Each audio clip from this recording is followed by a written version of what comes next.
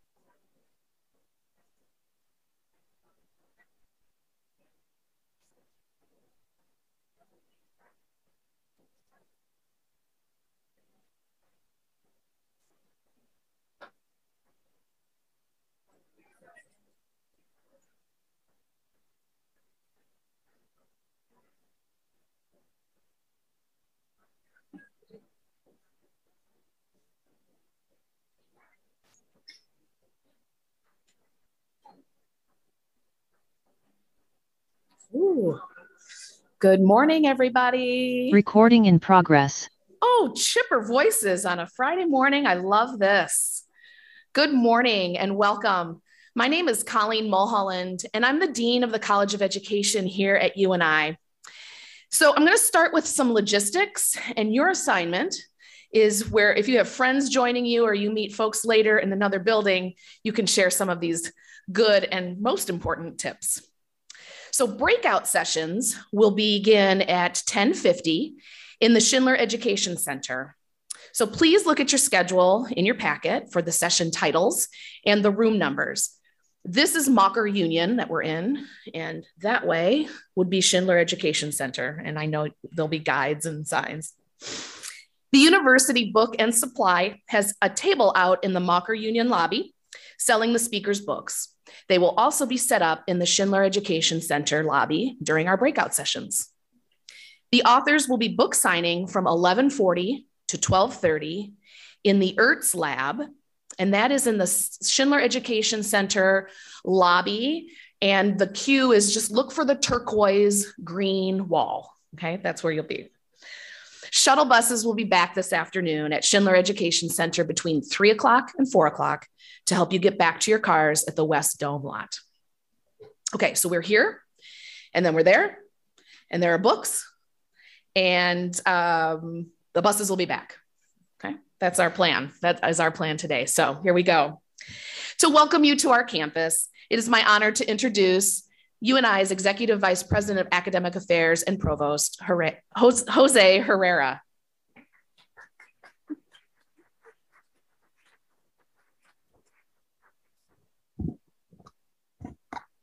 Thank you, Dean Mulholland. And my job is fairly short and brief and not very important.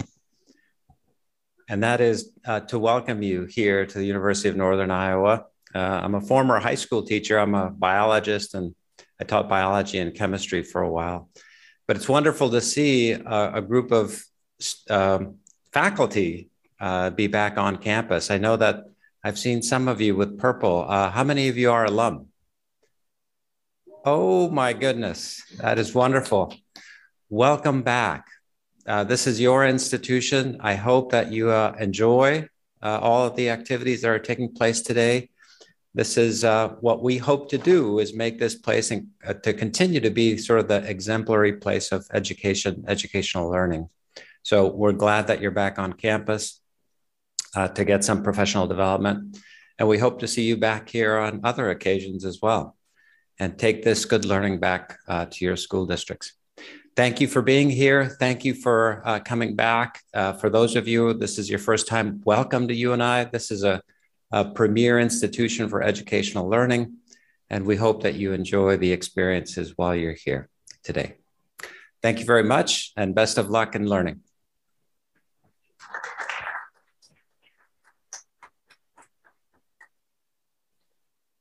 Thank you, Provost Herrera. We all have a story that begins like this. Once upon a time in March of 2020, our version includes a passionate group of faculty planning UNI's first social and emotional learning conference. We are here today after months, and dare I say years, of planning, perseverance, and patience. And after an extended amount of anticipation for this very moment, we are thrilled. Indeed, the pandemic intensified the need for a greater understanding of social and emotional learning and behavioral health in our classrooms. Today's conference gives us the time and space together to engage in conversation and tackle the question, what's next? And what a group we have. We are fortunate to have national, state, and local experts to help advance our dialogue and explore ways to make and take those next critical steps. We welcome our keynote speakers today, Dr. Tish Jennings, Susan Verdi, and Peter H. Reynolds, all three internationally renowned and recognized, who will engage us and help us address those next steps that promote the social and emotional learning competencies for both educators and students in ways that advance equity and excellence. And most importantly, we have you. Thank you for making the time to be here today. I want to thank the Planning Committee for their tireless efforts in making today's conference happen. Denise Talixon, Nikki Score, Carrie Clopton, and Arisha Beckman. Also, thank you to Kelly McCarthy, who knows how to make things happen around here, and to Mike Bobbledike and Keith Kennedy of our Tech Space Event Guru team. Today's event is also special because of the sponsorship of one of our longtime friends of the College of Education. Without the support from Dr. Ken Butke, this conference would not have been possible. Thank you, Dr. Butke. We very much want to call this the first annual Social and Emotional Learning Conference, and so you can help us. Please fill out the survey so we can use your feedback in planning our next year's conference. Thank you for interacting and engaging today in our conference with colleagues from near and far, and in tackling the challenging topics related to social and emotional learning. I'm so excited to introduce our first keynote speaker. Tish Jennings is an internationally recognized leader in the fields of social and emotional learning and mindfulness in education.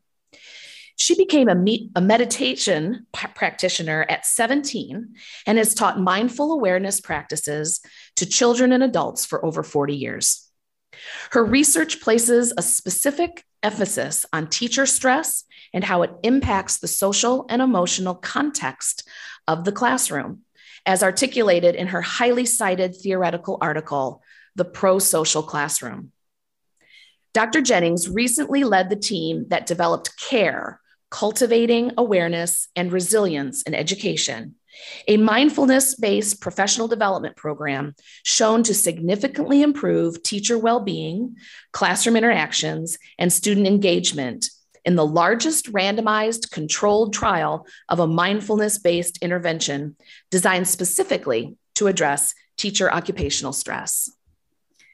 Currently, she is leading the development of the Compassion Schools Project curriculum, an integrated health and physical education program designed to align with state and national health and physical education standards, and is a co-investigator on a large randomized controlled trial being conducted in Louisville, Kentucky, to evaluate the curriculum's efficacy. Earlier in her career, Jennings spent more than 22 years as a teacher, school director, and teacher educator. She is the author of numerous peer-reviewed journal articles and chapters in several books, including The Trauma-Sensitive School, Building Resilience with Compassionate Teaching and Mindfulness in the Pre-K-5 Classroom. Whoops, I read that wrong. Let me start that again for those of you who are holding those books in your lap. The Trauma-Sensitive School, Building Resilience with Compassionate Teaching, and Mindfulness in the Pre-K-5 Classroom, helping students stress less and learn more. Love that. And that book is part of a social and emotional learning solutions book series in which she is the editor. It is my honor to welcome our distinguished guest, Dr. Tish Jennings.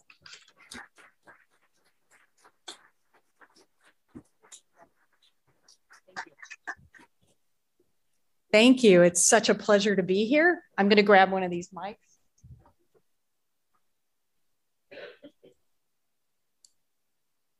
Can you all hear me?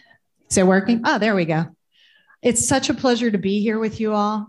I feel very grateful to have this opportunity, and I thank all the organizers for making this happen.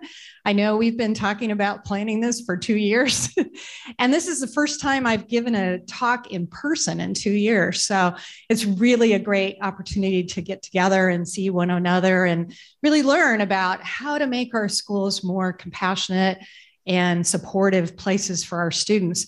And first of all, I just like to know who all you are. How many people in this room are teachers, regular classroom teachers? Awesome. I know your job is really hard right now. I know it. And I just really want to honor that and speak that truth and know that we have your backs, or we're trying to have your backs. I know this is a really tough time. How many people are professionals in the mental health field in schools, like social workers, psychologists? Great.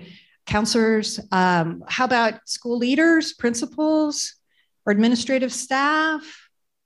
Awesome. How many people in here are parents? Because a lot of this applies to you as well. So wonderful. It's great to be here with you all. So I'm going to talk.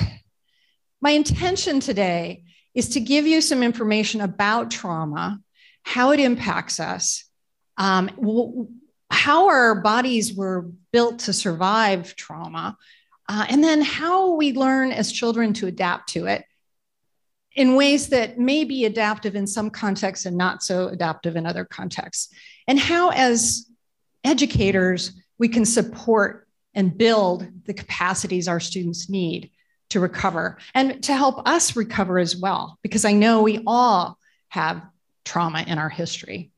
And in my book, The Trauma-Sensitive Classroom, I talk a lot about these 3 keys, and that's where I'm going to touch on how we do this. But it's really also important to know that in order to do these, engage in these activities that we know are supportive to our students, it requires a certain level of presence, calmness, and compassion ourselves that we have to build in order to do that. So first, I'm going to give you a little story about my own history, because I come to this work with my own trauma history. And this is a picture of me. I think I'm about 3. I'm the oldest one there, standing on the edge of this Volkswagen bus in 1957. And I had 2 sisters. I have 2 sisters that are younger than me, and my parents are on the right. The reason why I show you this picture is my family was unusual. This is 1957 in Michigan. driving a Volkswagen bus in Michigan in 1957 was really revolutionary. Having a car that wasn't built in Michigan was like traitorous. So my father he was an iconoclast. He did things differently. He was a professor at the University of Michigan in architecture and design, really unique person, really brilliant, really creative. He got this professorship, full professorship, with a degree in biology.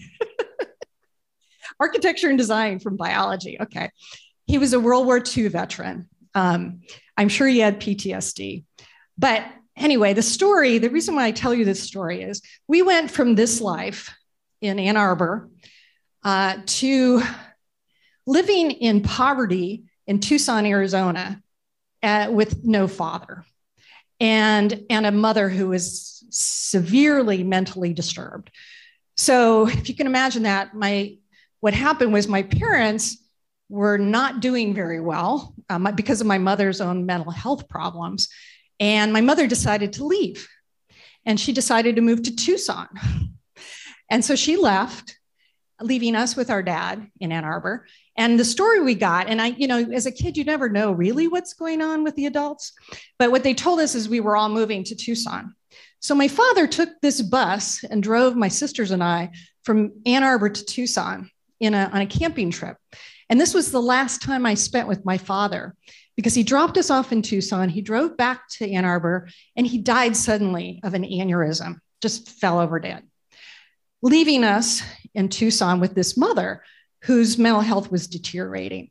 And she started engaging in a lot of substance abuse. And so her mental health just slowly spiraled. We had no social support at all, no family. I learned later that my mother had done a really great job of breaking all her ties in Michigan. She was a bridge burner. So we had no support. And so over time, her mental health deteriorated. And when I was 15, she committed suicide, leaving my sisters and I orphaned. This was, as you can see from this story, this narrative, there's several points in that story where there is something that happened, the death of a parent. But there's also adversity. There's poverty. There's mental health problems. So you can see how when I start talking about trauma, it's not always just one thing. There's compounded things that happen. Because I think if my father hadn't died, my mother's mental health wouldn't have spiraled the way it did. Who knows? But anyway, to that, I just frame this as an introduction so you understand that when I talk about what children go through, I really have my own personal experience of this. I know how hard it is. And I also know I'm not alone. I know in this room, there are many of you that have stories like mine. It's not uncommon, but we don't talk about it in this culture. We're taught as children. I was taught as a child, you don't talk about that. But if we don't talk about it, we can't heal it. So let's look at our biology. Human beings are incredibly adaptive.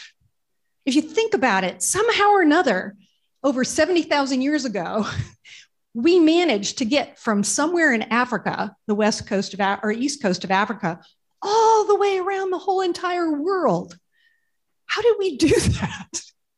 Well, we have these survival systems that are embedded in our biology. So we're pretty familiar with the threat system. That's the fight, flight, or freeze response. That's what kicks in when we feel threatened. When we feel like our life or somebody else's life is threatened, that kicks in. But we have these other two systems that are really important to remember. The affiliation system is associated with attachment.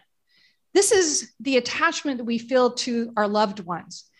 If we didn't have this attachment system, human beings would not survive because our children are very immature when they're born, and they require a community to support them in order to grow up. That's part of the package that we inherited. The other survival system is the drive system, which is what motivates us to compete, to achieve, and accomplish things. But often in our culture, and it's not just our culture, I know it's worldwide, the threat system is highlighted. And often we even use the threat system to try to promote the drive system. We try to threaten people to get them to do what we want them to do. It's just kind of how our human systems work in many cases. And what happens is the affiliation system gets the short shrift. So what we want to do in our schools, and our school systems are often set up this way too. They tend to be kind of threat oriented. The other thing that's important to understand is those of us who are my age have spent our whole entire lives, over 50 years, 60 years, taking in media messages that tell us that we're not good enough and that try to induce us to buy stuff, and so we're getting messages all the time that are threatening to our sense of self, that we have to find ways to recognize and overcome because they have a strong impact on us. So chronic stress, trauma, toxic stress, these could be a single incident like the death of my father and the death of my mother. Those are single incidents. It can be ongoing adversity. Living with a loved one with mental health problems is an ongoing adversity. There are individual differences in the ways that we respond to those situations. You can't always predict how a child is going to respond to any given situation because their personality, their health, their age, and then poverty, racism, other kinds of adversity can be compounding these problems. I have to recognize that sometimes I say I had a very white privilege trauma because I inherited money that allowed me to go to college. If I hadn't had that money to get to college, I wouldn't be here today, probably. So these are all the ways in which we can look at adversity. And how many here are familiar with the ACEs study? Oh, wonderful. I don't have to explain it all. But we now know from that stands for adverse childhood experiences. More than 2/3 of children have at least one traumatic event by age 16. That's what I mean. We're not alone at all. The other thing that is important to understand, I'm sorry, I'm going to go back for a second. On the ACEs measure, death of a parent is not even on there. So when I count my ACEs, it doesn't count those 2 deaths. So it's not the greatest measure, but what we have learned is that it's associated with health in adulthood. The higher your ACEs score, the more adversity you've had as a child, your health outcomes as an adult, unless you find a way to heal from your trauma, your health is impaired. And you can see the statistics there. But the good news is we can heal from our trauma. We can do it. It takes time, and it takes persistence, it takes love, and it takes compassion. So as a child, when things happen like the death of a parent or an accident or a disaster, children do not have coping strategies. I mean, if you think about adults, when those things happen to us, it's hard enough. And we have coping strategies. Children have no coping strategies. So when these things happen, they are overwhelmed completely. When my father died, I just went into a state of I just couldn't stop crying. I felt like the world was over. I had no idea how I was going to survive. So sometimes if you're living in an environment where there's a lot of threat going on constantly, you might tend to get hypervigilant. Because if I'm living in a dangerous situation, I need to keep my eyes out for that danger. And my attention is constantly scanning for danger. That's what we call hyperarousal. That's one way to cope. Now, this is not an intentional conscious decision. This is an automatic biological reaction that happens. We can also avoid feeling by dissociating. This was my strategy. Just shut down. just completely shut down. And I remember as a child, as I was working through my therapy I was diagnosed with PTSD, no surprise. And I started getting some therapy and I started realizing, oh my gosh, there's big holes in my memory because I just checked out.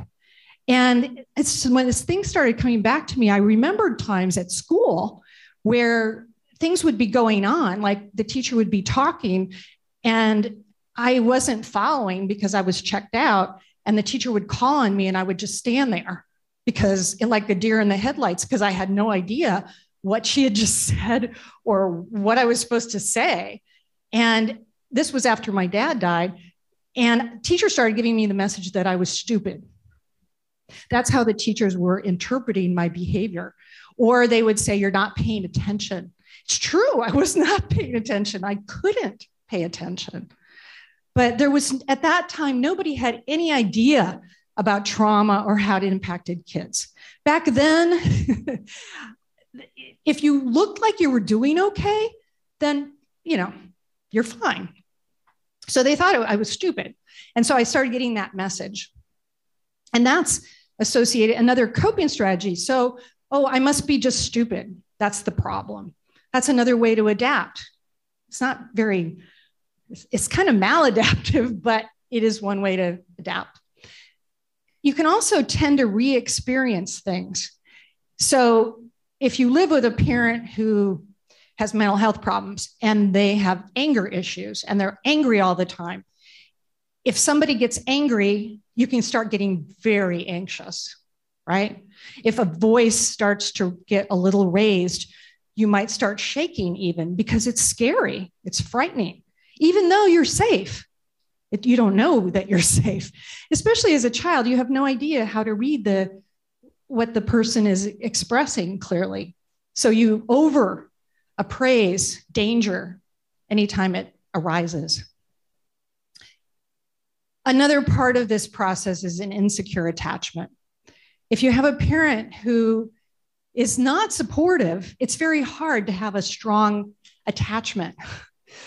And so this part is really important because our schools can be substitute attachment places for kids, but we have to do this intentionally.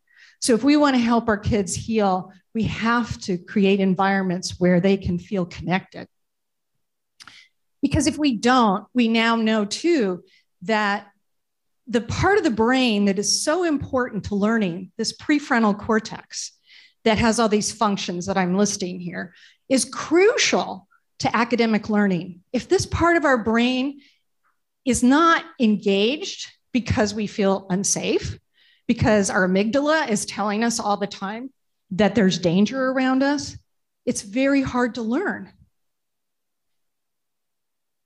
And it can impact our ability to function. And so one thing that we now do know, though, is that social support can be very buffering of these effects. If we feel connected, if we feel supported, then we can heal. And I like to honor this teacher, Frances Curtis. She was my high school teacher. She made a huge difference in my life. When I think back on all the teachers in my history, she is the one who made a big difference for me. So after my mom died, I was in her class and she was teaching creative writing. This was like an AP English class. She had us write in a journal and we could write whatever we wanted. She just encouraged us, just get it out. Just get out your words. Just get them out. Don't worry about what you're saying. Just get out the words. You can imagine what kind of words I had to share at that time. I was so, I felt very disillusioned. I felt very dark. I felt very heavy. I didn't know how I was there was a lot going on during that time as well. This was during the Vietnam War. It was during a time when there was a lot of turmoil in our country. So it was a very depressing time anyway. So I was writing a lot of dark stuff. And I would turn in my journal And she would turn it back into me with these very loving, supportive comments written in the margins. We never talked face to face about this. And it was actually very safe because I don't think I could have talked to her about it. It was too embarrassing and shameful. But in that context of that little journal where I could share all of this sadness and depression and heaviness and have somebody give me hope, it was huge. She made a huge difference for me. When I wrote my first book, Mindfulness for Teachers, I wrote about her in that book. And my publisher said, you've got to get her permission to write about her in this book. I thought, oh gosh, I should have found her. I should have told her what a difference she made in my life. So I tried to find her, and she had already died. And it was really sad. But I did find her niece, and I told her niece, and I did get permission from her to talk about her. She was an amazing person, and I'm sorry I didn't get a chance to thank her. So what do? We have to shift the way we think about our students from what's wrong with him or her to what happened to him or her, and how is he adapting? These behaviors they're not intentional. They are there to help this child survive. So let's think about resilience. In order to recover from trauma, we have to build resilience. And this is the ability to flourish in the face of adversity, ambiguity, and rapid change, which right now we're all experiencing. Everyone in the world is experiencing this.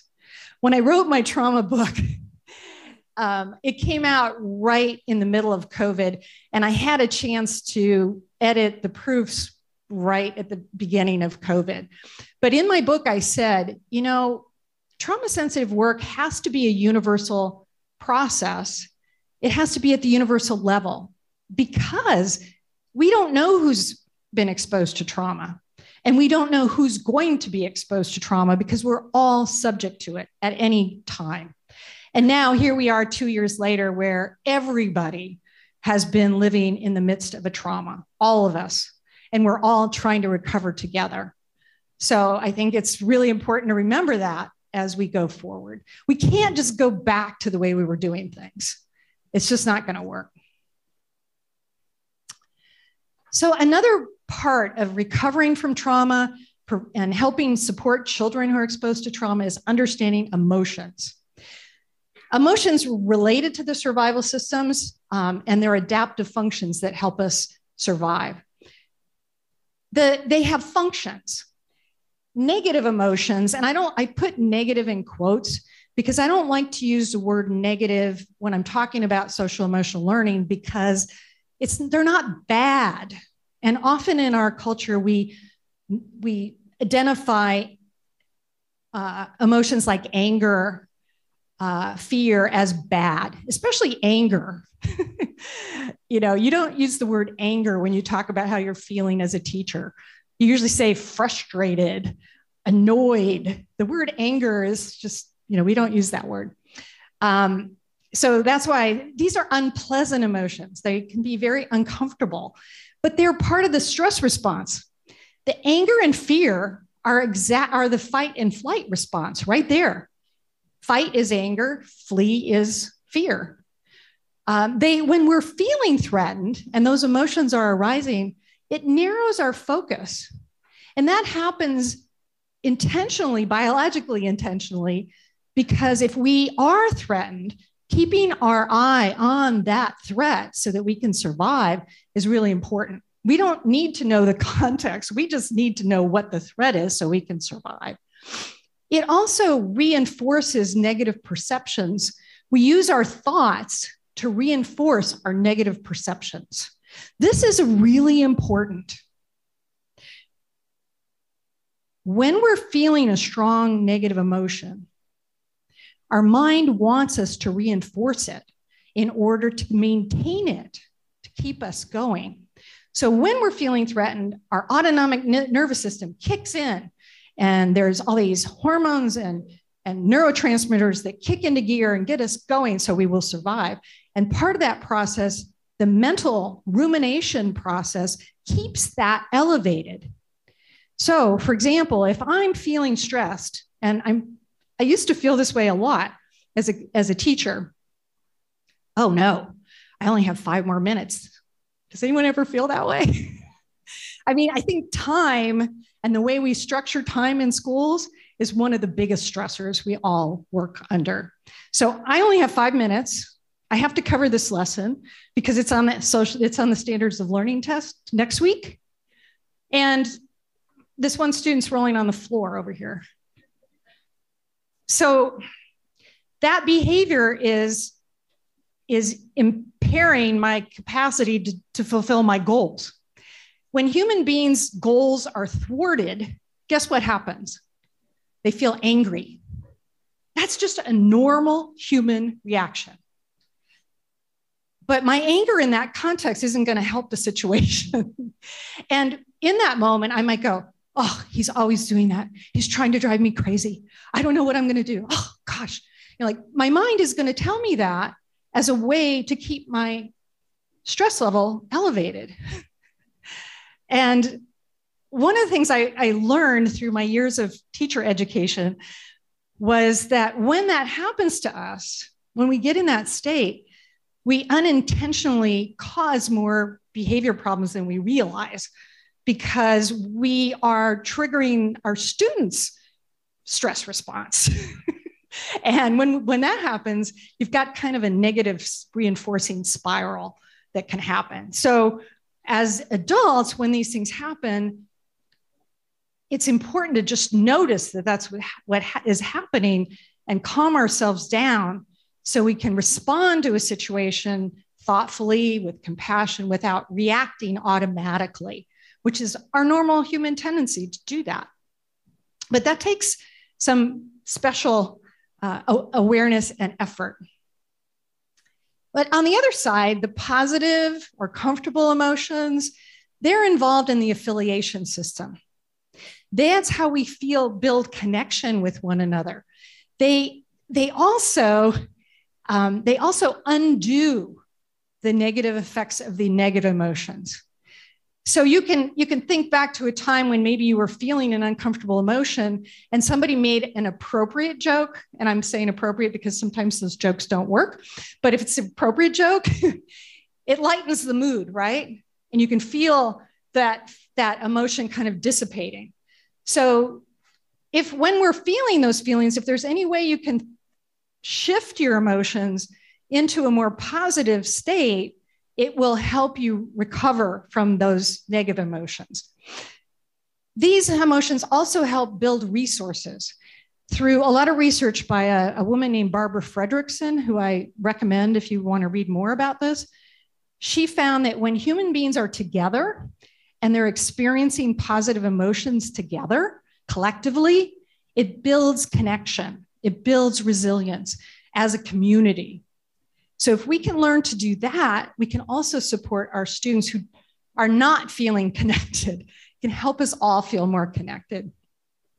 It also helps us, it broadens our focus, literally, and it allows us to see the whole context and take other people's perspectives. So instead of immediately assuming that the kid rolling on the floor is intentionally trying to drive me crazy, I might think, oh, maybe he's tired. Maybe he didn't have breakfast. Maybe they were yelling at him this morning. They're instead of immediately thinking it's an intentional attack on me. It also allows us to be more creative. But human beings have something called a negativity bias.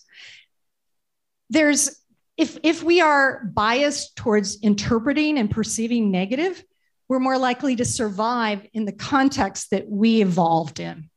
But today, this gets in our way a lot.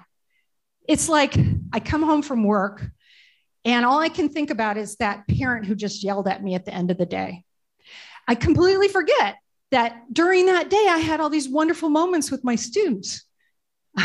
That's the way the negativity bias works. And when we know we have a negativity bias, when we're aware of these habits of mind and body that we inherited from our biology, then we can intentionally engage in practices that can help us hack that. I call these, I'm going to talk a little bit about mindfulness and compassion, and I think about them as biohacks. They hack this automatic biology that we inherited. So the 3 keys to compassionate teaching, they involve creating or cultivating supportive relationships, creating safe spaces, and building on strengths to support students' adaptation in the school context. So like I said before, some of these behaviors like hypervigilance, hyperaggressiveness, dissociation, in the school context, they don't work very well. But at home, they might be protecting this child. So we don't want to pathologize those behaviors. They have a function. It's just they don't work very well in the school context. So we have to support our students in learning new strategies for the classroom. So cultivating supportive relationships. This is really important. We wouldn't have made it from the east coast of Africa to the tip of South America if we hadn't had this strong social bonds that allow us to survive. It's inherently a strong, powerful part of our being to feel connected, to feel like we have a place, that we are valued, that our contributions are valued. These are all really, really important. And finding ways to help each and every one of our students to know they are seen for who they are, accepted for who they are, valued, acknowledged, and included is critical. And we have to help our students build relationships with peers and with us as well. And we do that by reinforcing positive behaviors and pro-social behaviors in our classroom, which we've learned from social emotional learning is really important. Reinforcing the positive, helping students learn how to be friends, giving them time to practice, because this isn't something that you can just tell somebody to do. They have to have some practice with it. And that practice needs to be reinforced, because once they start having successful experiences, they're positively reinforcing. The other thing we can do is we can cultivate, point out, and share positive emotions. So in your classroom, in those moments when everybody's engaged and you're having one of those wonderful moments in education, the reason we became teachers, when you have those moments, take time to recognize them, notice them, feel them, point them out. Wow, look at how fun this is. Look what we're doing. You guys, this is really fun, isn't it? Look at everybody smiling. Wow, how does that feel? How does it feel when you're feeling engaged and happy? Whew, feels really good. Because children who come from homes like I came from, we don't often feel those feelings very often. If you're living with a parent like my mother, that didn't happen very often at home. So, and with the negativity bias, it's very easy to constantly be seeing threat and negativity around you. So having somebody say, hey, look how you're feeling right now. Notice it, feel it, can make a big difference and help build that sense of affiliation. Creating safe spaces. Obviously, we want to promote psychological and physical safety. We can do that through transparency and trustworthiness and collaboration and empowerment. But we also need to review our discipline policies. In our culture, we have a tendency to be punitive, but we know that that doesn't work under these conditions. Because if I am a student who's coming to you with this trauma history and you respond to me in a punitive way, you're just reinforcing the trauma I have. You're re-traumatizing me. That doesn't mean I'm not going to learn how to adapt to the school context. It just means that for me, especially a child who dissociates like I did, I would probably just freeze. I wouldn't know what to do. I would just freeze. It wouldn't help me at all. So if we can distinguish between coercive responsiveness or punishment to reinforcing positive behaviors. One program I find really good at doing this is the responsive classroom model. How many people are familiar with that? Now, first thing I have to say is you don't have to go through all the responsive classroom training. That all the information in that model comes from years and years and years of work that other people did before they published that. When I found that, I had already was familiar with all those things. Were just in different places. And so when I saw their books and started using them when teaching in teacher ed, I realized, oh gosh, this is stuff that I knew a long time ago, but they packaged it really well. But what they do is they help kids learn and practice the kind of behaviors we want them to do. We show them, we practice it, we reinforce it over and over and over again. There's also this use of natural and logical consequences instead of punishment. Because obviously we do need to provide guidance for our students. They need it. And we can do it in a way that is supportive and not punitive. There's a lot of research that shows that when a teacher is warm and demanding, they're most effective at classroom management. It's hard in our culture to be warm and demanding because we have associations with warmth as being weak, and we have associations with firmness as being harsh. But we can let go of that because you can be very warm and very demanding at the same time. Pick that up now with a smile, with warmth. And I mean authentic warmth. I don't mean sarcasm. And there is a little subtle difference, right? Finally, building on strengths to support adaptation. Finding our students' strengths. Miss Curtis saw that I was a good writer. She saw that, and she promoted that.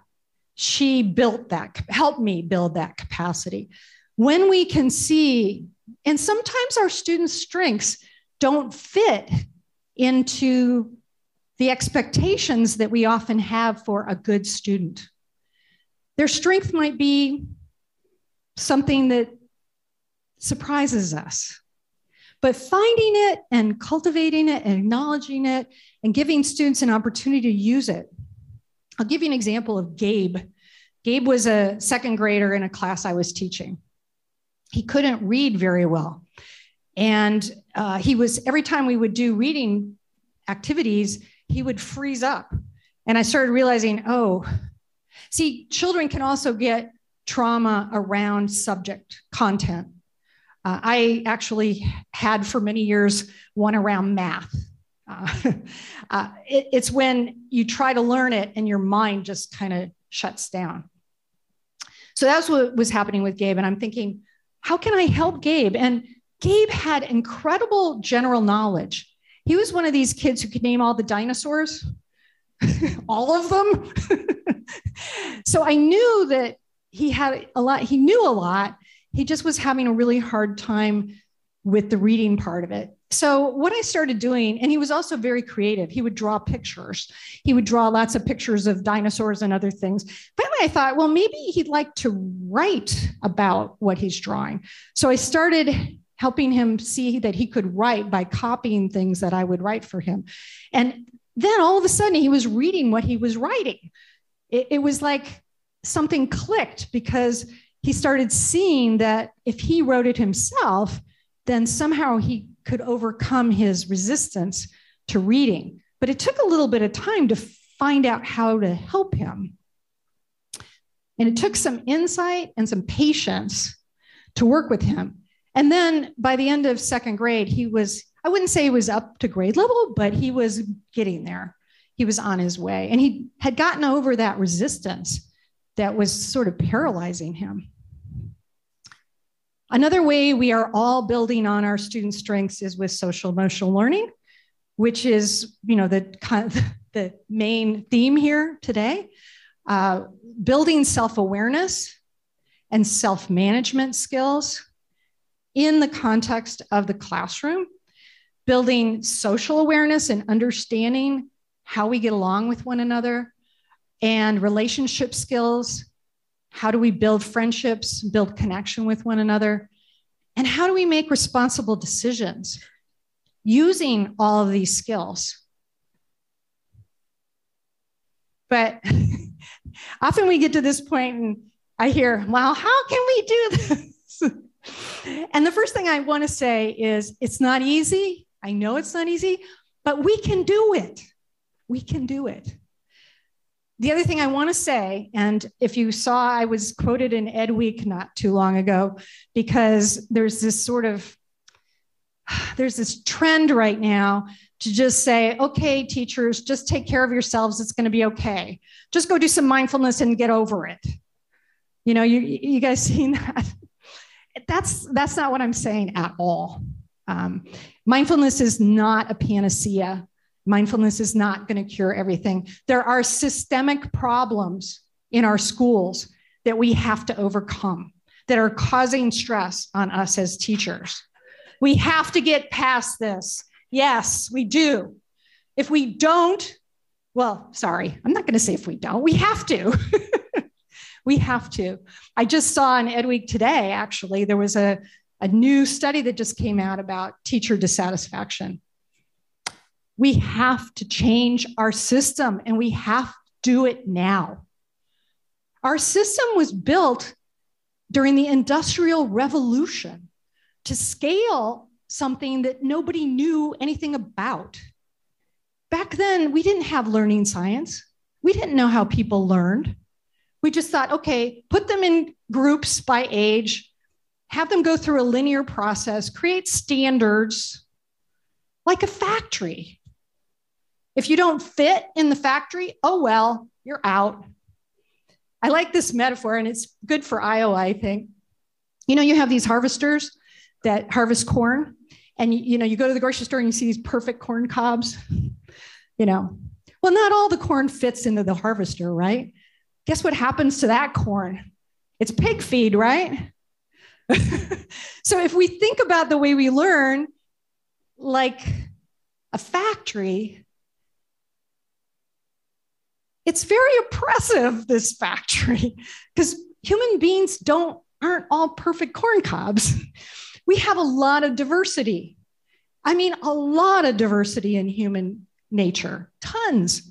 And right now, in this time, we need to harness all of it. We are facing challenges as human beings that require the full capacity of our human capacity. It was redundant, but anyway, you know what I'm saying. We need all of it. We can't throw out part of it because it doesn't fit into this narrow-minded system.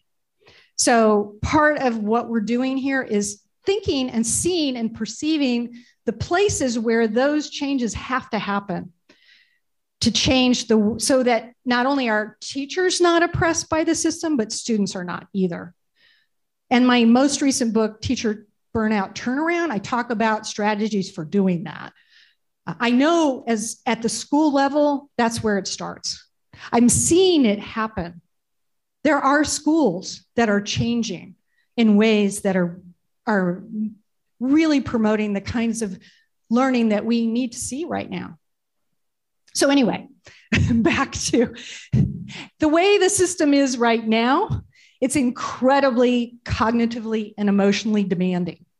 I love this cartoon. It's kind of hard to see maybe from a distance, but I used to imagine that my classroom was like this. When you're feeling exhausted and your day isn't going very well, it's really easy to imagine that your classroom is chaos. And when I used to supervise student teachers and I observed them, and a lot of times they would say to me, "Oh, my class was horrible. I'm so sorry." And I'd say, it really wasn't that bad. This negativity bias can interfere with our perception of what's actually going on in our classroom.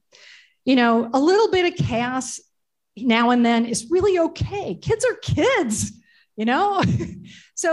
But when we're in this rigid system that has told us that we're supposed to be in control, then yeah, you can see somebody's laughing, you know, it's like you can see how the stress happens in this context.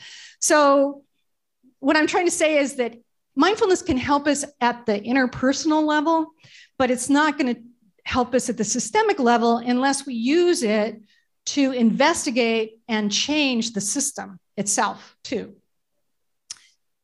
This biological system that we inherited was intended to help us survive when a lion was chasing us. But today, the lions aren't chasing us that much, but we imagine that they are. When we feel threatened psychologically, that biological reaction kicks in just like if a lion was chasing us. But as you can see from what I've shown you, it can actually interfere with our ability to function in this context. So that's why I think this can help us, these mindfulness and compassion practices can help biohack the situation. But to do this, we need to give ourselves space. We need to give ourselves some grace. And I love this quote from Viktor Frankl: between stimulus and response, there is a space. And in that space is our power to choose our response. And in our response is our growth and freedom. If you don't know, Viktor Frankl was a Holocaust survivor and a psychologist, or psychiatrist even, I think. So he learned that space is really important, this psychological space. We also have to accept how things are right now. We've been living with uncertainty. We're still living with uncertainty. And this is a huge stressor for all of us, and this is not going away anytime soon. So we have to face the realities of what's happening, and we have to work towards improving things.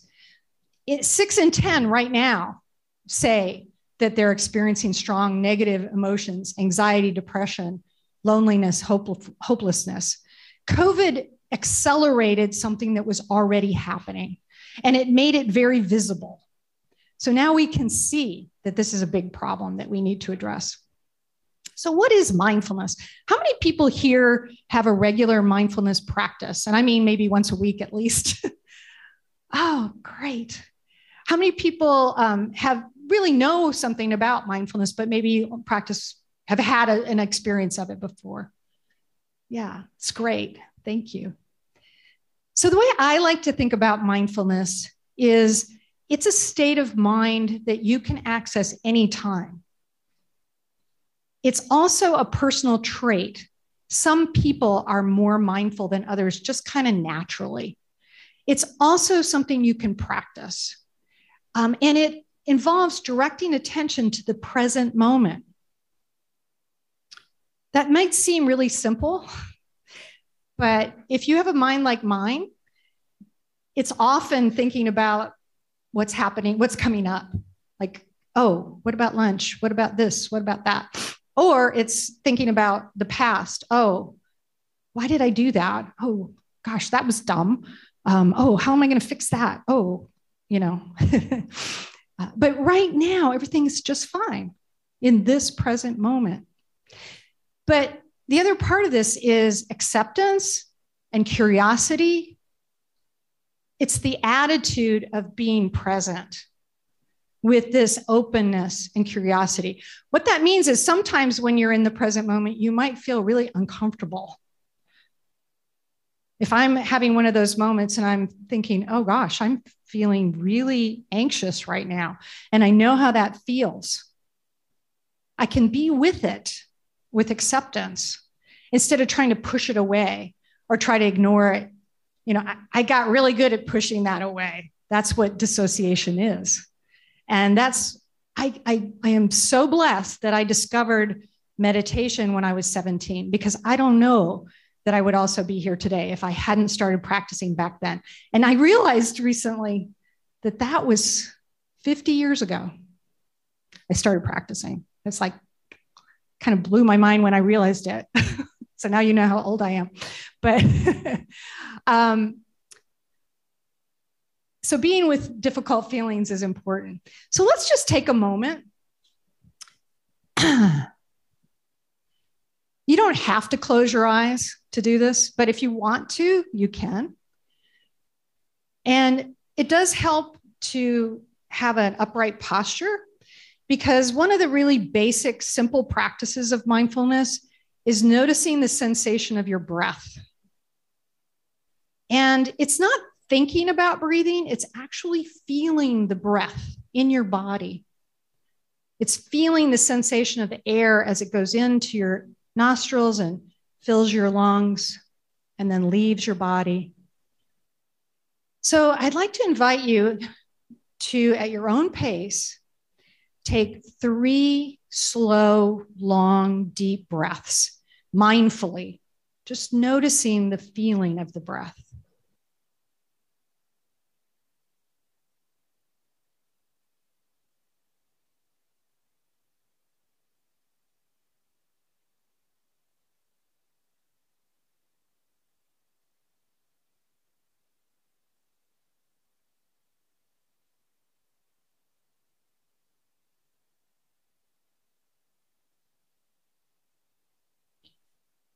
And when you're done, you can just allow your breath to settle into its natural rhythm.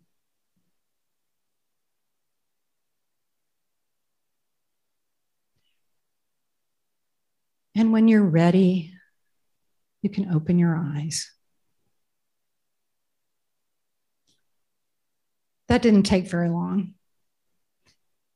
In the work that I've been doing, this is a practice we call the 3 breaths. And you don't have to close your eyes. You could do it anytime. What it does is it totally shifts your autonomic nervous system. It takes your attention out of your head and into your body. It's also possible that you might think about something while that's going on too. And the practice is to bring the attention back to the breath.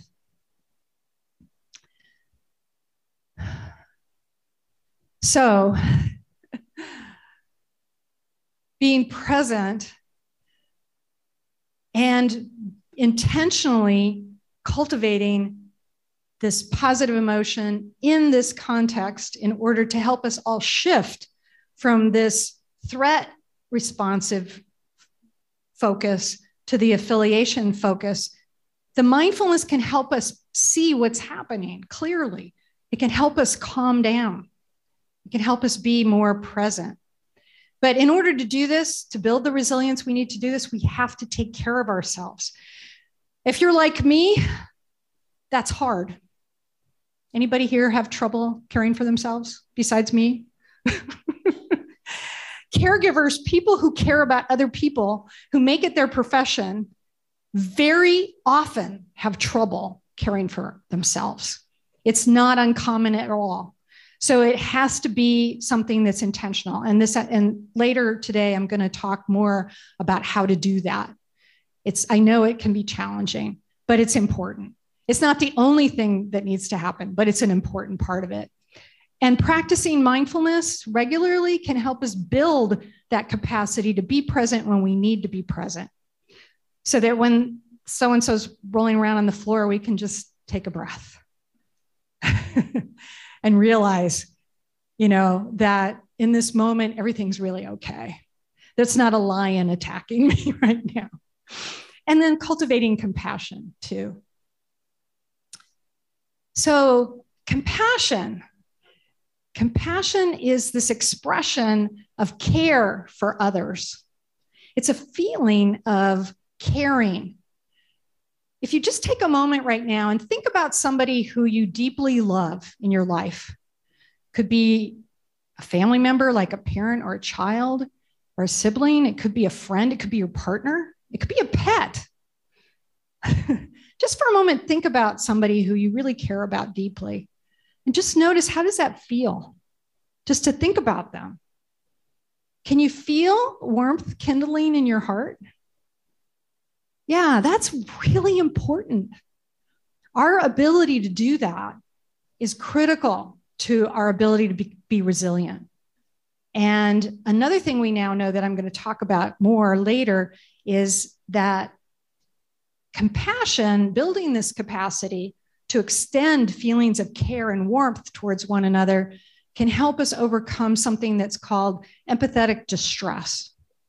Because when you are exposed to children who are living in trauma, it can be traumatizing. When you hear stories like mine, even just hearing that story can feel traumatizing, especially if you have some history that's similar in any way. It will trigger those feelings. But what we now know through neuroscience research is if we can, in that moment where we're feeling empathy, but that empathy is feeling painful, if we shift to a feeling of compassion, it can help us recover from that distress. If we can intentionally shift how we're feeling to caring and supporting instead of feeling this empathetic distress. I'm going to talk more about that later too. So I love this quote. I'm going to have to come over here to read it because I can't see it there, but this is from Parker Palmer. Self-care is never a selfish act. It is simply good stewardship of the only gift I have, the gift I was put on earth to offer others. Anytime we can listen to true self and give the care it requires, we do it not only for ourselves, but for the many others whose lives we touch. So another reason I know we can do this, and I know it's possible, is a program that I helped develop called CARE, Cultivating Awareness and Resilience in Education. It's a pretty intensive program, and that's kind of a problem because unfortunately, we don't have a lot of time for professional development. We don't have enough time for professional development. It's a big problem because to learn these skills takes time. This is an intensive program. We studied it in a large randomized trial in New York City with 224 teachers.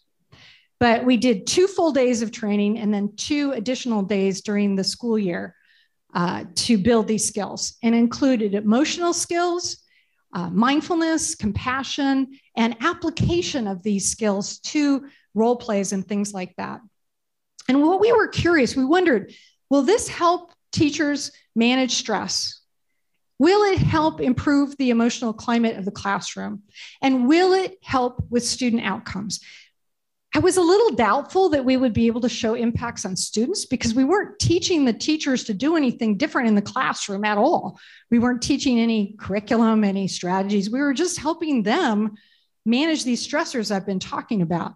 What we found was that the program significantly reduced psychological distress, something called time urgency. Anybody ever feel that way? It's the stress you feel when there's not enough time. Oh, I'm almost out of time too, but that's okay because I'm almost done. And improved mindfulness and emotion regulation.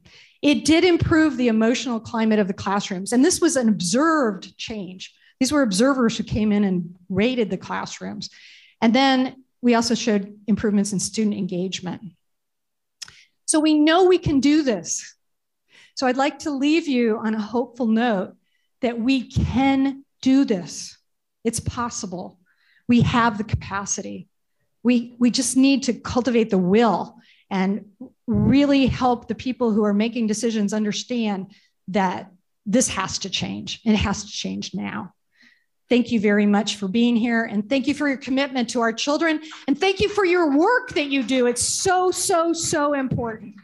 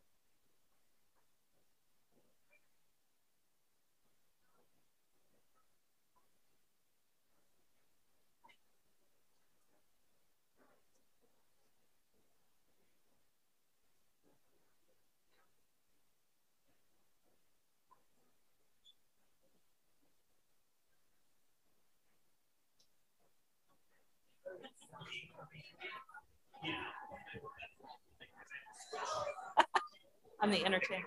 Just make it easier. That's fine. Yep. So I just want to see what kind of adapter. I grabbed the right one. Good. I have to do a little funky thing with my keynote over here. So I'm going to, when I get up here, I'll plug it in. So you could Really need to test it before we start. Yeah. Okay. Let's do it. Let's test it. Do you want to test it now? Otherwise, we're going to be testing it.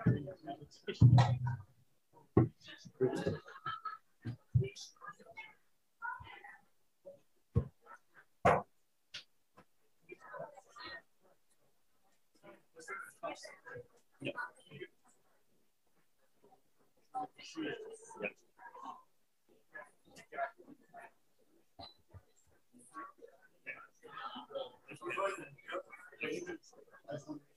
Yeah. It's lovely when things work out like that. Okay.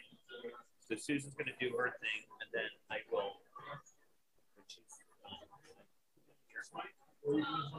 Okay. If I did want to use a plug, I'm just thinking of myself. Okay.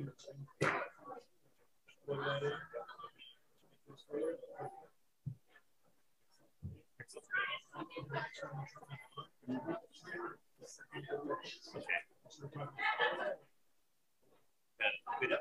And your name again is Keith. Very good name. My father's name is Keith. Yeah. Good name. All right.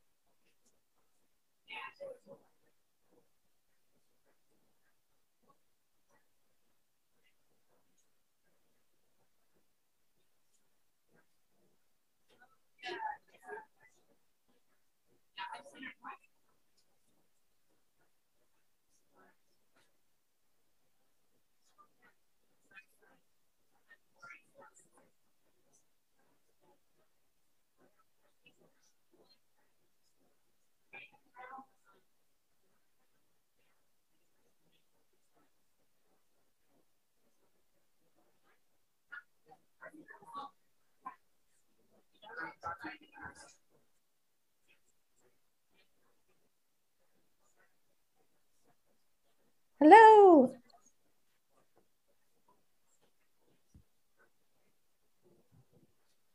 Hello, Susan. This is Keith. Can you hear me okay? Yeah, I can hear you. Can you hear me? Hold on one second. I hope. I hope you can hear me.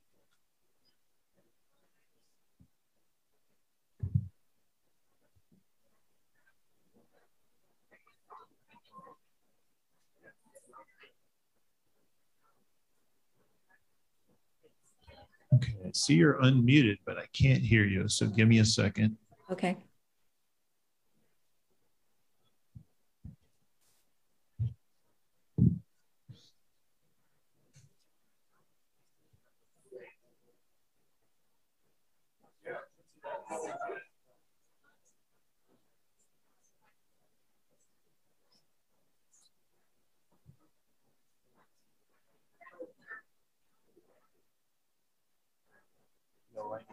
Right away.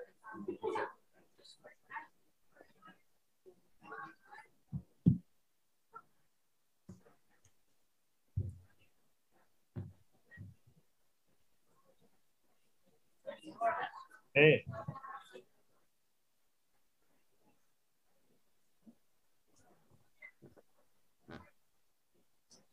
Again, I can't hear her.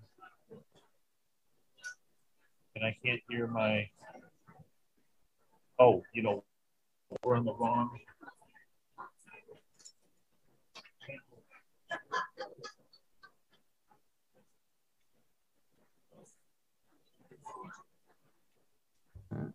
That's the video.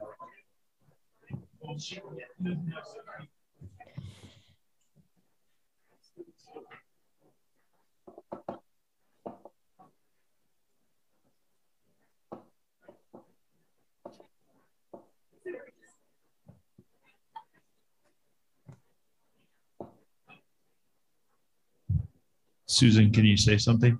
I can. Can you hear me? Yep, we got you. Woo-hoo. Okay. Live in the room, so.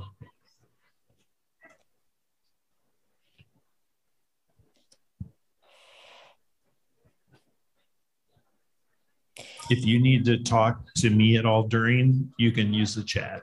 Okay, great.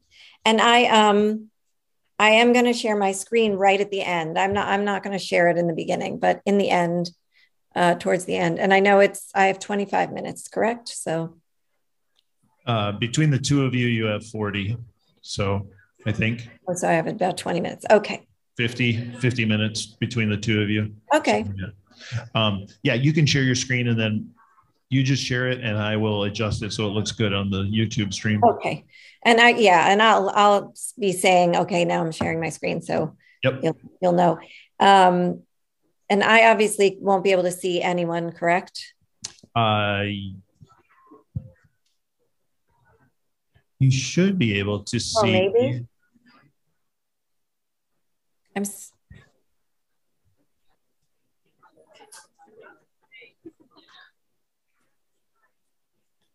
On your own computer, if you select, let's see.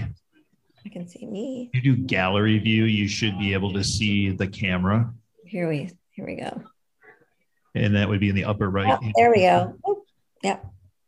Yep. And you can select that view and pin it. I think if you right click on it. It still goes to there and I can still hear myself and I can talk. Yeah, it's good. Okay.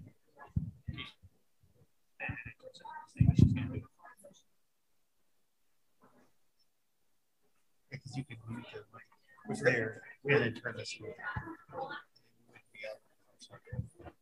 Oh, I forget about that's why I couldn't remember how to mute the mic. Did you get into the house now? It's she's in it. Oh, it's good. Audio. Okay, well,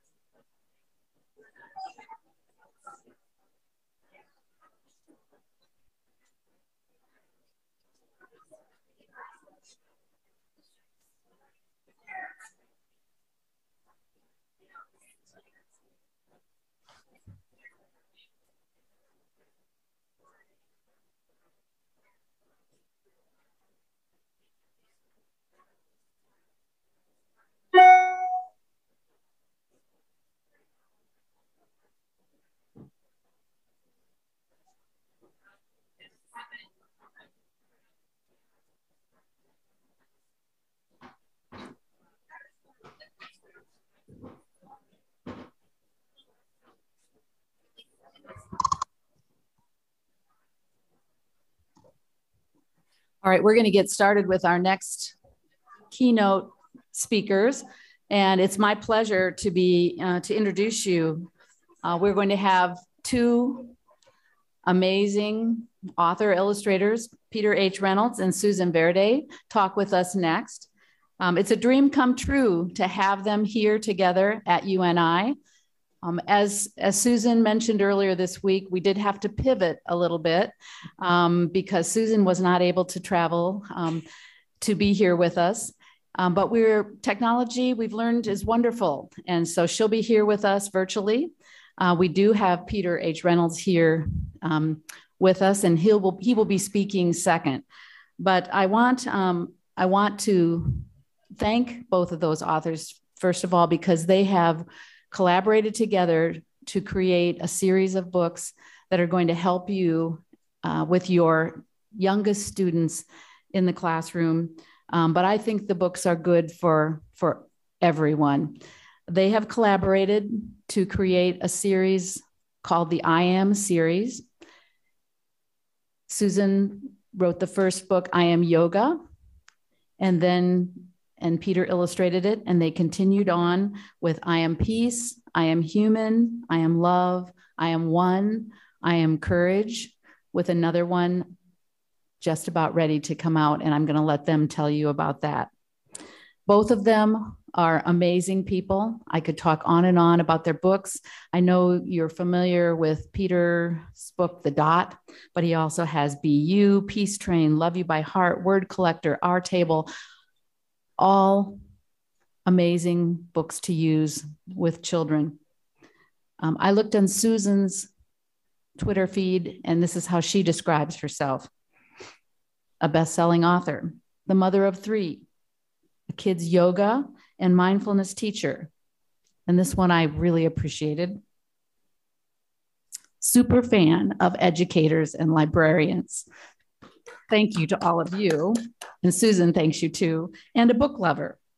Susan's going to be speaking first, and then Peter will follow. Please join me in welcoming these compassionate, caring, collaborative creators. Thank you. Thank you so much. On one level, this feels very familiar, speaking via Zoom. And on another, I so wish I could be there in person just to, be around people again. But the world has once again caused us to, as we say, pivot. But I do want to thank you for allowing me to at least be here on screen and speaking and, being as close to my people as possible. That's how I feel about educators. That's how I feel about Peter. Peter, who has really created this space for me in the world of picture books, brought me in there. So I was hoping to give him a big hug, but we'll have to save that for later. And perhaps during our fireside chat, we will discuss how our collaboration came to be. But I'm really honored to be here, especially to talk about social emotional learning. It was so wonderful. I just listened to Patricia speak because I was an elementary school teacher for many years in the classroom with the kids. And I ultimately, when I left that position and began writing and doing other things, I still wanted to stay connected to these kids because I noticed so much in the room, that these kids, everyone, but these kids in particular had needs, emotional needs, they had suffered trauma, all kinds of things. And I wanted to find a way to continue to support them. And so I began tapping into my own yoga and mindfulness practices and then bringing those into the school. So to hear Patricia speak and the quotes from Viktor Frankl and all of that, it just felt like I was home. I was doing it. I was practicing. And this is exactly what we need for our teachers and our students. But like I said, many years ago, before I was an author, I was an educator myself, and I worked in an elementary school. I taught first grade and fifth grade and all of that, but my main focus were kindergarten kids. And I had every year, I found myself with an incredibly diverse classroom. And I don't know if there were a couple of kindergarten teachers. I'm not sure if that was intentional, because I was a hugger and all of those things. But I always had kids who were incredibly neurodiverse, children who had suffered trauma. I had a group of kids immediately following 9/11 who came to my classroom. I had children who'd lost family members in other ways or were going through whatever they were going through. I had kids at kindergarten age who were exploring their gender identity. And I had all of these things. What I didn't have, what I did have within myself, I had my practices and I had my intention. And I had my own past childhood that was one in which we didn't discuss emotion. My feelings were sort of, unimportant, not worth discussing. It was kind of this get over it attitude, or we keep this quiet or stuff it down. And what I knew was that I didn't want that same experience for these kids. So what I pulled together, whatever resources I could. I had bunnies in my classroom. I had stress balls. We had, deep breath circles. We had peace corner. We had all the things. But what I did not have was the language. At that point, we weren't saying social emotional learning. We weren't making that a real part of the curriculum. You know, it was something that individual teachers somehow brought into their classrooms. And because of that, there wasn't a lot of uniformity through the school. And I mean, I had the most amazing experience and wonderful, you know, I was very lucky. But again, it varied. The experience for the kids would vary from class to class, year to year, because we weren't tapping into the real importance of that piece as part of our curriculum, as part of our classrooms, as something that we might discuss in our own teacher development, as something we might take on for ourselves in order to be the models for these kids. And so when I look at things going on today, when I am so fortunate to be able to go into classrooms for author visits and mindfulness, you know, workshops and whatever it may be, I'm so grateful that this piece is important, that this piece is playing such a significant role in the education of these kids. Because as everybody knows, you cannot learn anything if your emotional needs are not being met. And because you are teachers and you are with these kids more than anyone else in their lives, you know, that falls on you, which is very difficult. So anyone who thinks, you know, a teaching job is 9 to 3 and you have great vacations and all of that, they have no idea what they're talking about. It's an everyday, all day, very emotional, very exhausting job. And now I see, you know, even more what's going on, what's been happening in the world, and how everything going on is just underscoring this need for support for educators, you know, highlighting the inequities that exist in classrooms, in school districts, you know, the systemic problems, as Patricia spoke about, all of these things that need working on, that need changing. And in the meantime, you're supposed to, you know, contend with that and then take care of these kids' emotional needs and also somehow take care of yourself. And as we're seeing, teachers are burning out left and right. But that being said, thankfully, we have people like Patricia who are going in and helping educators kind of learn that piece for themselves, to then be able to share it with their kids. And what I can do, and what I have the sort of privilege of doing, is not only coming into the classroom and doing a little bit of what she does in terms of mindfulness practices or working with teachers or school districts or whatever, but I've had this amazing ability to share books. And I think I've been very intentional in how I present my stories, how I'm writing my books, so that they, on some level, support the emotional needs of these kids.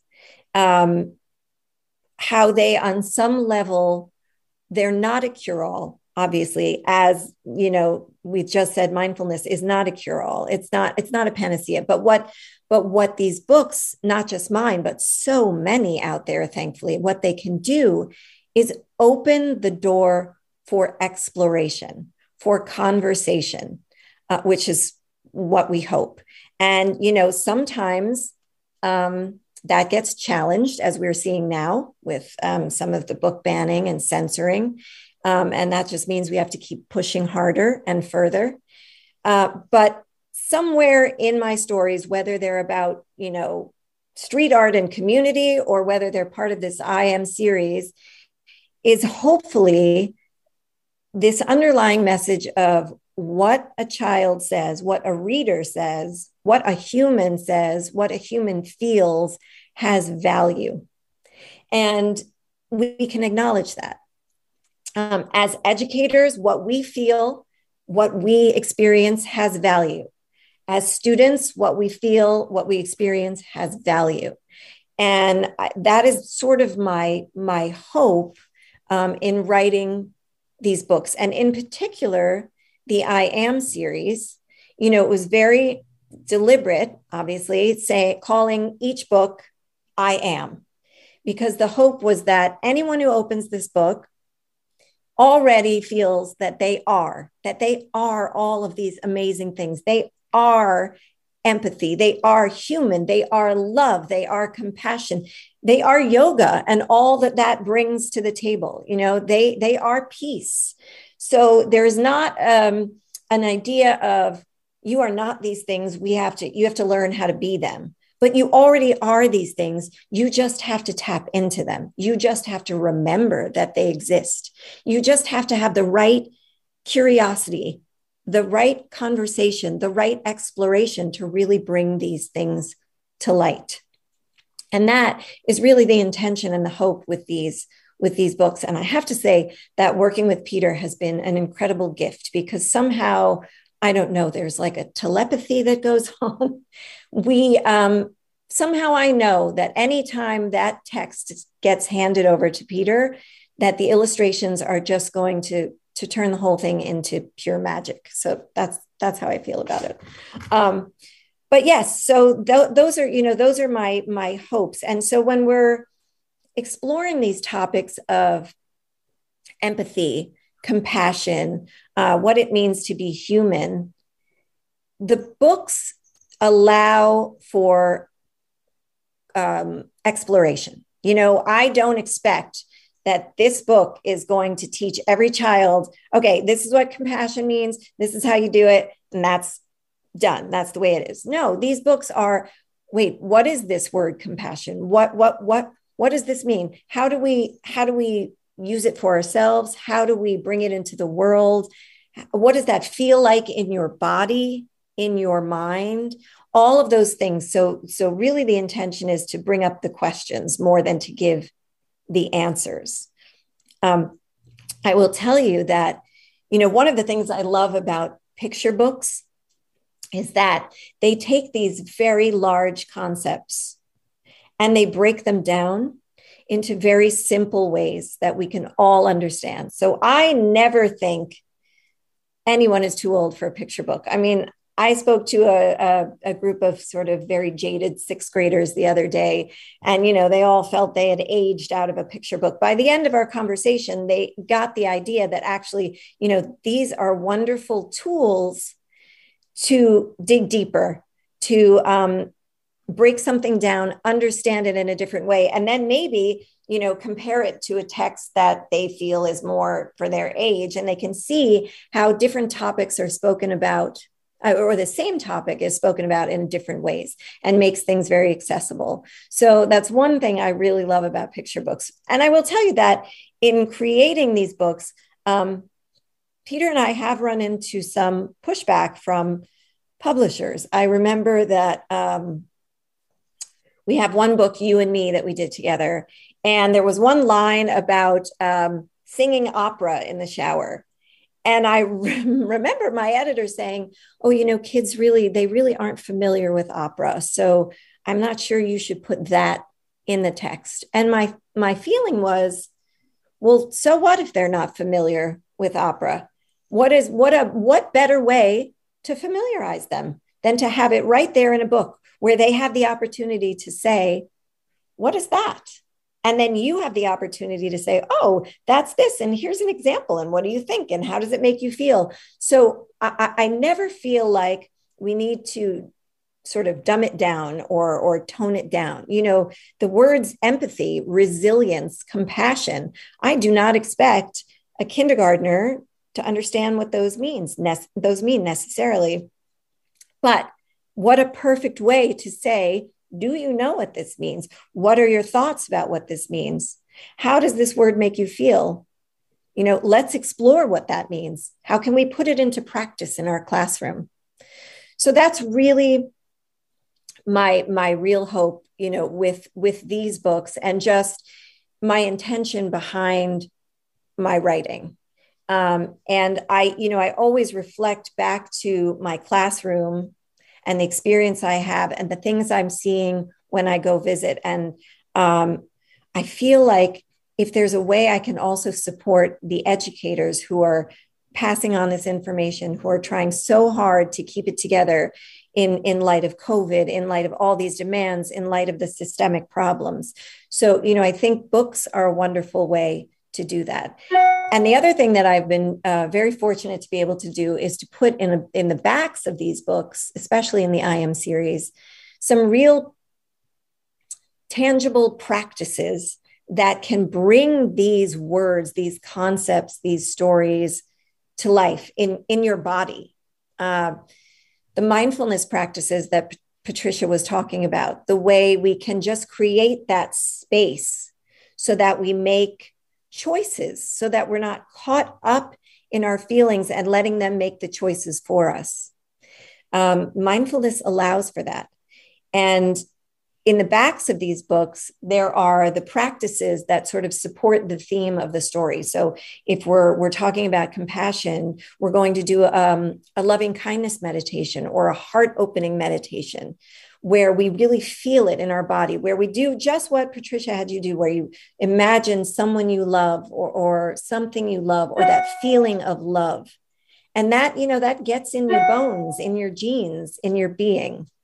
I know it is so much to ask teachers, and I know we talked about this in the keynote, to care for themselves, this whole self-care, like, oh, right, so I'm supposed to take, time to take a bubble bath or get a manicure or whatever it is. I don't have time to do that. I am constantly giving of myself to these kids, to other people, to my own family, all of those things. But the self-care is really those brief moments of breath, those brief moments of curiosity, those brief moments of noticing how you're feeling, acknowledging that it's okay, and then making a choice. And one of the best things we can do for our students, for our own children, is to be the example of that, to be the example of, this is, you guys are, today is not working so well. I need to step back and take a deep breath for myself. Anybody want to join me? There are ways that we can, in the moment, care for us and then be that model for the kids and let them know that it's okay. It's okay to feel. It's okay to be frustrated. It's also okay to take care of you in that moment. Sometimes when I visit kids and we're doing, we do a reading and we do a mindfulness activity, they will ask me, are you always calm? Are you always mindful?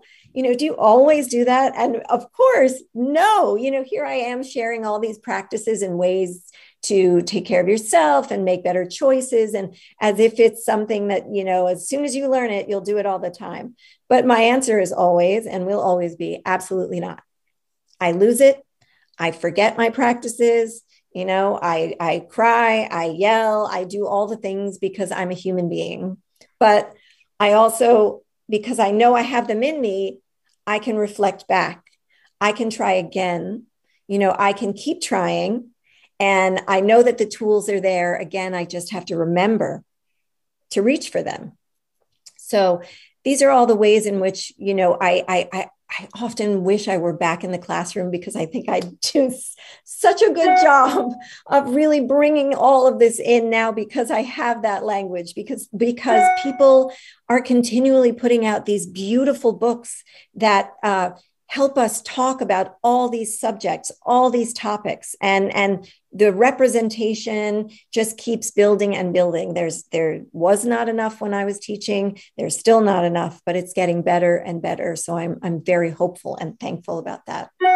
So what I thought I'd actually do, because I only have a few more minutes, is to end with a reading of one of, kids always ask me what my favorite book that I've written is, and it's a very difficult question. It's like asking, who's your favorite child? Like you love them all equally, but differently. You have a different relationship. But one of my favorite books that Peter and I have done together in the I Am series is I Am Human. That is one book that we did get some pushback on. It was felt that kids wouldn't understand the idea of being human. How we say, you're only human. Like, you make a mistake, you're human. That's normal. That it was too clunky and kids couldn't really grasp onto that. But actually, I shared it with so many teachers before we had finalized the title and all of that. And really, in the end, it could be called nothing else, because that's what it's about. It's about being human, making mistakes, treating each other with kindness, even when we disagree, learning how to do that respectfully, learning how to except that we can keep trying and keep learning. And it really is one of my favorites. So I am going to share my screen and I'm going to read to you because, again, you're never too old for a picture book. So here we go.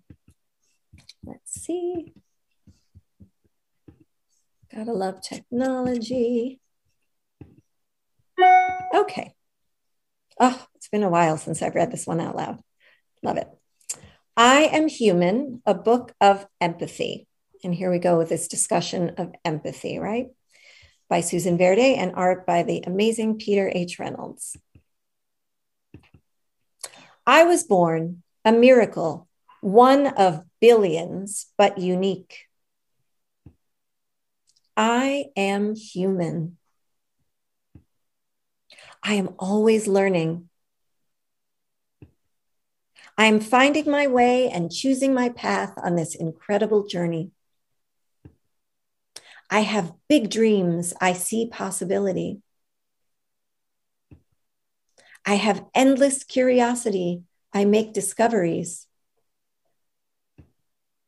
I have a feeling of wonder. I am amazed by nature. I have a playful side. I find joy in friendships. I am human. But being human means I am not perfect. I make mistakes. I can hurt others with my words, my actions, and even my silence. And I will tell you, stopping right here and talking about what that means. What does it mean you can hurt someone with your silence? Even with the littlest kids, they get it. They get it about not stepping up or, not talking to someone, not communicating. So it's really a wonderful spot for exploration. I can be hurt too. I can be fearful of things I don't yet understand and timid to try something new. I have a heavy heart when I feel sadness. I am human. But then I remind myself that because I am human, I can make choices. I can move forward. A poor choice can become a better choice with thoughtfulness. A bad day can become a great day with kindness. I can act with compassion and lend a helping hand. I can treat others with equality and be fair. I can choose not to fight, but instead to listen and find common ground. I can say I'm sorry and ask for forgiveness. I am human, one of billions, but unique. I am not alone. I am connected to my friends, to my family, to the world. We are all humans together. And I will keep trying to be the best version of me. I am full of hope. I am human. And so you can see there is a jumping off point, in the illustration and also through the book to discuss all of these things, the different ways you can show your humanity, the different ways you can act with kindness, the different ways you can explore empathy, all of those things. So before I end, I'm just going to give you here's a little visual of all the I ams, but Peter, I hope this is okay. I really do. If it's not, I don't know what to say anymore. I apologize ahead of time, but this is the next one coming. And it is coming in September. And it's I Am Me, a book of authenticity about living as your true self. And in light of all that's going on in the world these days, I think it's so important to know that you are incredible and loved exactly as you are. So that is my hope. And I want to thank you all for letting me speak and share. And I hope you'll come to our fireside chat where Peter and I will talk about all things author, illustrator, author, all the good stuff. So thank you, everybody.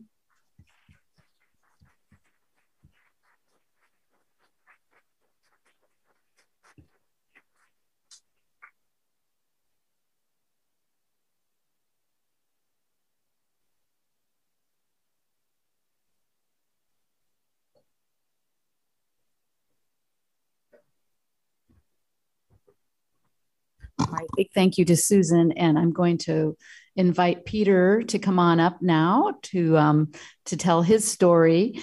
And we are just, again, just so fortunate to have the two of them here to talk about their amazing work.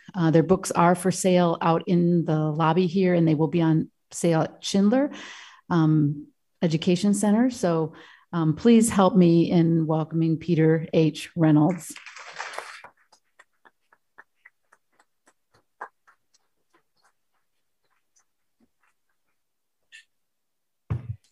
Good morning, everybody.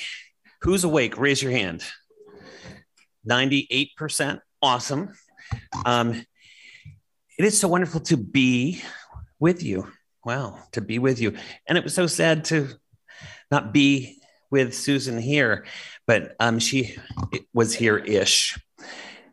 And if anybody knows my books, you know the reference. Oops, and there goes the HDMI cable. I'll be right back. Okay. So yes, it is wonderful to be here. Yesterday morning at 3:30, I was in Boston, 3:30 in the morning. And I went to the airport and I realized when I got there, it was school vacation, beginning of school vacation in Massachusetts. So it was absolutely swamped. Never seen that many people. Well, actually I did about 3 years ago. I saw a lot of people. So very cool to be with you all. Let me see if I can get this working.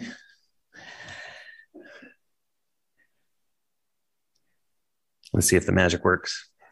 Did it work? All right. It's over there. I see it there, and it will be there. Oh, and it's there. Oh, and you get to see me too. Okay. I guess how this works. Thank you, Keith. Hi, Keith. Can we thank Keith and his team there? Thank you.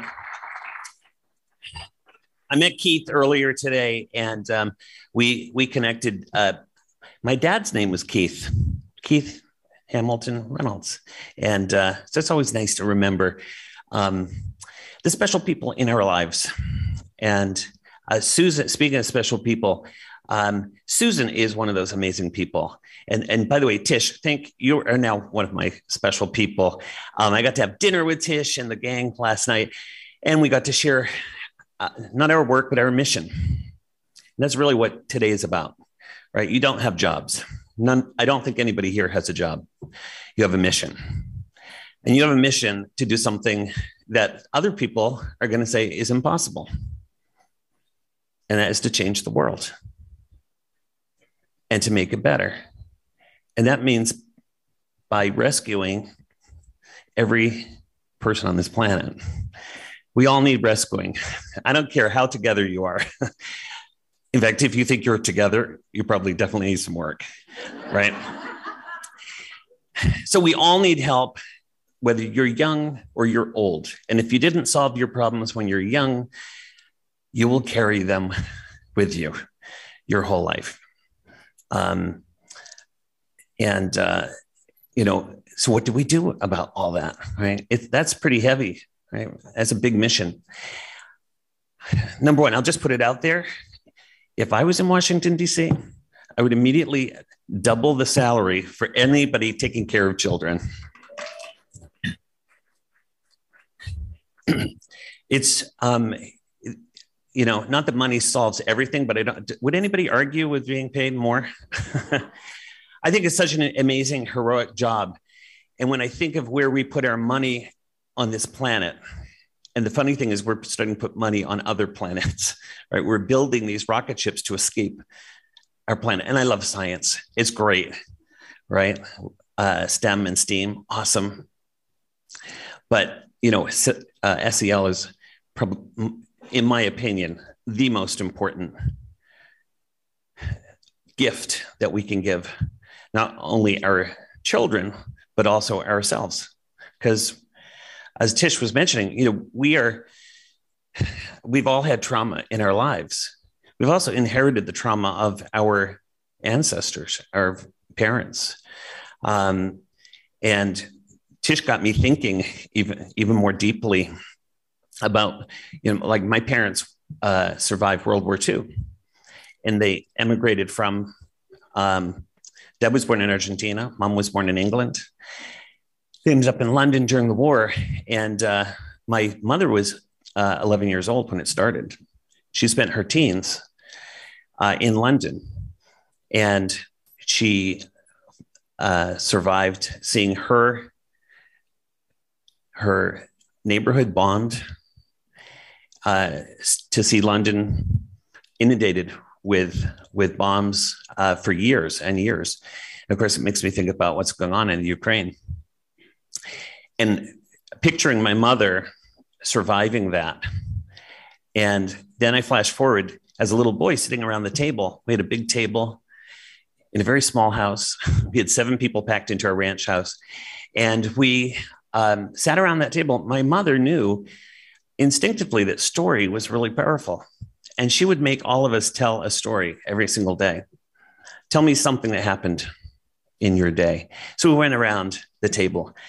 And of course, I ended up with her, which I think she loved because she was a great storyteller. And I learned a lot about not only about history, but also about this resilient, powerful young woman. And that was a gift for me to say, yeah, you can go through some really, really difficult things, but you can come out very strong and you can share your table with others. You can bring people together. My table happens to be books. Picture books are my table. And I have invited all of you for the past 25 years to share my table, my book table. And I have been busy up in Boston. By the way, this little guy is my son, Henry Rocket Reynolds. And he is now 11 years old, and he is making his mark outside of our bookstore. We have a bookstore in my hometown of Dedham, Massachusetts. And has anybody been to Boston? Raise your hand. All right, come back. And if you have not been to Boston, please book your ticket. It's a great city. My hometown is about 20 minutes south.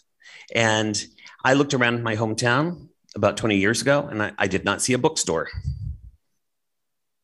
until I imagined it. And I went home and I drew a picture of a bookstore, of my bookstore. That's a challenge I'd like you to, I want you to sketch out your bookstore or your happy place. If you opened up a shop on Main Street, what would it look like? I knew immediately that it would have tall bookcases and it would be packed with all the books that I grew up with. It would also be packed with all of the really fine new books that are coming out. And I also, being an artist and a storyteller, I wanted to make sure that it had plenty of art supplies. And my all-time favorite book, The Blank Book, a book with nothing in it. And I love showing kids the blank book, by the way. They're like, there's nothing in it. Like, I love it. There's nothing in it. And eventually it clicks. And I'm like, wow, that's right. It could be a place to put your drawings, your ideas, your art, your inventions. It could be anything. I'm like, right? Isn't that cool? It's kind of like every day you wake up in the morning, you have a new blank page. And you can let someone else write it, or you can write it. And I guarantee if you write it, it'll be much more interesting. So I created this magical place on paper. And fortunately, I had a friend who was very left-brained, and she came to me with a spreadsheet of how much per square foot, how many shelves could you put in? How many books could you put on those shelves? How much is the average cost to a retailer for that book? And she made the calculation. It will cost this amount of money to make that drawing turn into reality.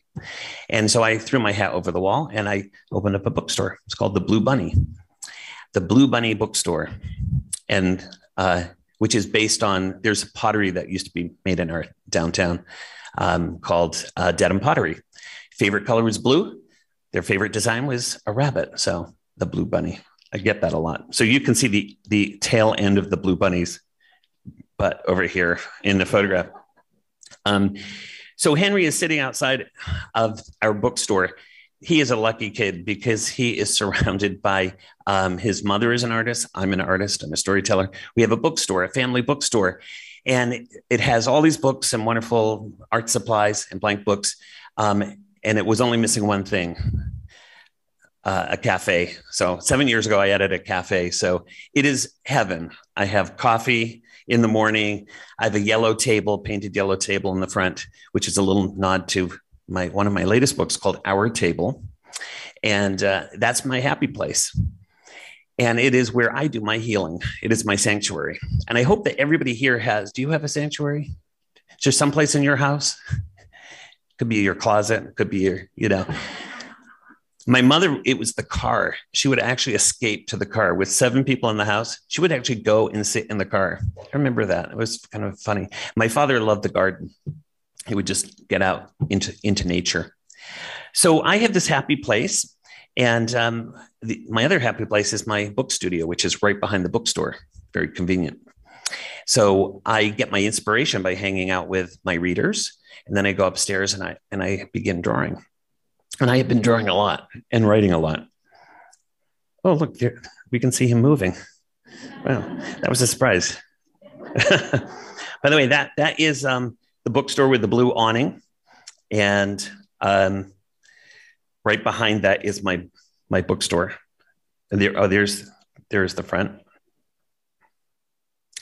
And one of the books on the bookshelves is called The Dot. Does anyone know The Dot? Yeah, most of you. Okay. The Dot, actually September 15th this year will be beginning its 20th year on the planet. So now you may know the story, but would you like me to read it to you? Yeah. All right. The Dot by me. I actually like to point that out to kids because they say, they're like, afterwards we have questions and answers and they say, who did the artwork? I'm like, that would be me. It's like, who wrote the words? That would be me. Who came up with the idea? That would be me. Who published it? Candlewick Press. Yes, I did not publish it. Art class was over, but Vashti, she sat glued to her chair. Her paper was empty. Vashti's teacher leaned over the blank paper. Ah, a polar bear in a snowstorm, she said. Very funny, said Vashti. I just can't draw. Her teacher smiled. Just make a mark. See where it takes you. Vashti grabbed a marker and she gave the paper a good, strong jab. There. Her teacher picked up the paper, studied it carefully.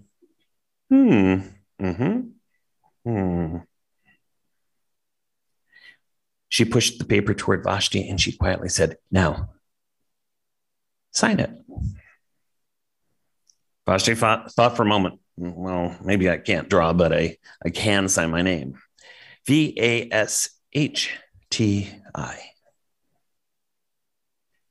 The next week when Vashti walked into art class, she was surprised to see what was hanging above her teacher's desk. It was the little dot she had drawn, her dot, all framed in swirly gold. Now you would think that would put Vashti in a pretty good mood, but let's check out her mood. I can make a better dot than that. She opened her never before used set of watercolors and set to work. Vashti painted and painted a yellow dot, a green dot, a red dot, a blue dot. The blue mixed with the yellow. She discovered that she could make a green dot. Vashti kept experimenting. Lots of little dots in many colors. If I could make little dots, I could make big dots too. Vashti splashed her colors with a bigger brush on bigger paper to make even bigger dots. Vashti even made a dot by not painting a dot. How did she do that?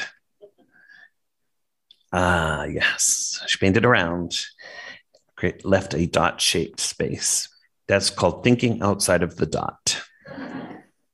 At the school art show a few weeks later, Vashti's many dots made quite a splash. Did you see the little boy in the middle? He spotted Vashti. He's like, oh my, is that Vashti? That is actually, she's here in the gallery. I would love to talk to her, but I'm too nervous. He plucks up his courage. He wanders over. Vashti noticed the little boy gazing up at her. You're a really great artist. I wish I could draw, he said. I bet you can, said Vashti. No, not me. I can't draw a straight line with a ruler. And where did he learn that phrase? Vashti smiled. She handed the boy a blank sheet of paper. Show me. The boy's pencil shook as he drew his line. Vashti stared at the boy's squiggle, and then she said, please, sign it. And this is my favorite picture in the book because this little boy is looking at Vashti and he's like, what? Sign it? Like an artist? Like an artist? Like an artist. R-A-M-O-N. Only I know what he signed. I know his name is Ramon because Ramon gets his own book in the sequel, which is called Ish. And this is dedicated to Mr. Matson, my 7th grade math teacher who dared me to make my mark. So I got to actually thank one of my teachers. And Tish was saying, talk about your teacher, right? And how she was the one. And I was thinking there were probably the ones, right? Because there are a couple of people probably in your journey that said the exact right thing at the right time, encouraged you, gave you the right book. And Mr. Matson was an unexpected one for me because to put it in perspective, well, how many people here enjoy doodling? Do you like any? Yeah, how many doodling? Awesome. I was a doodler in school. I could not help it.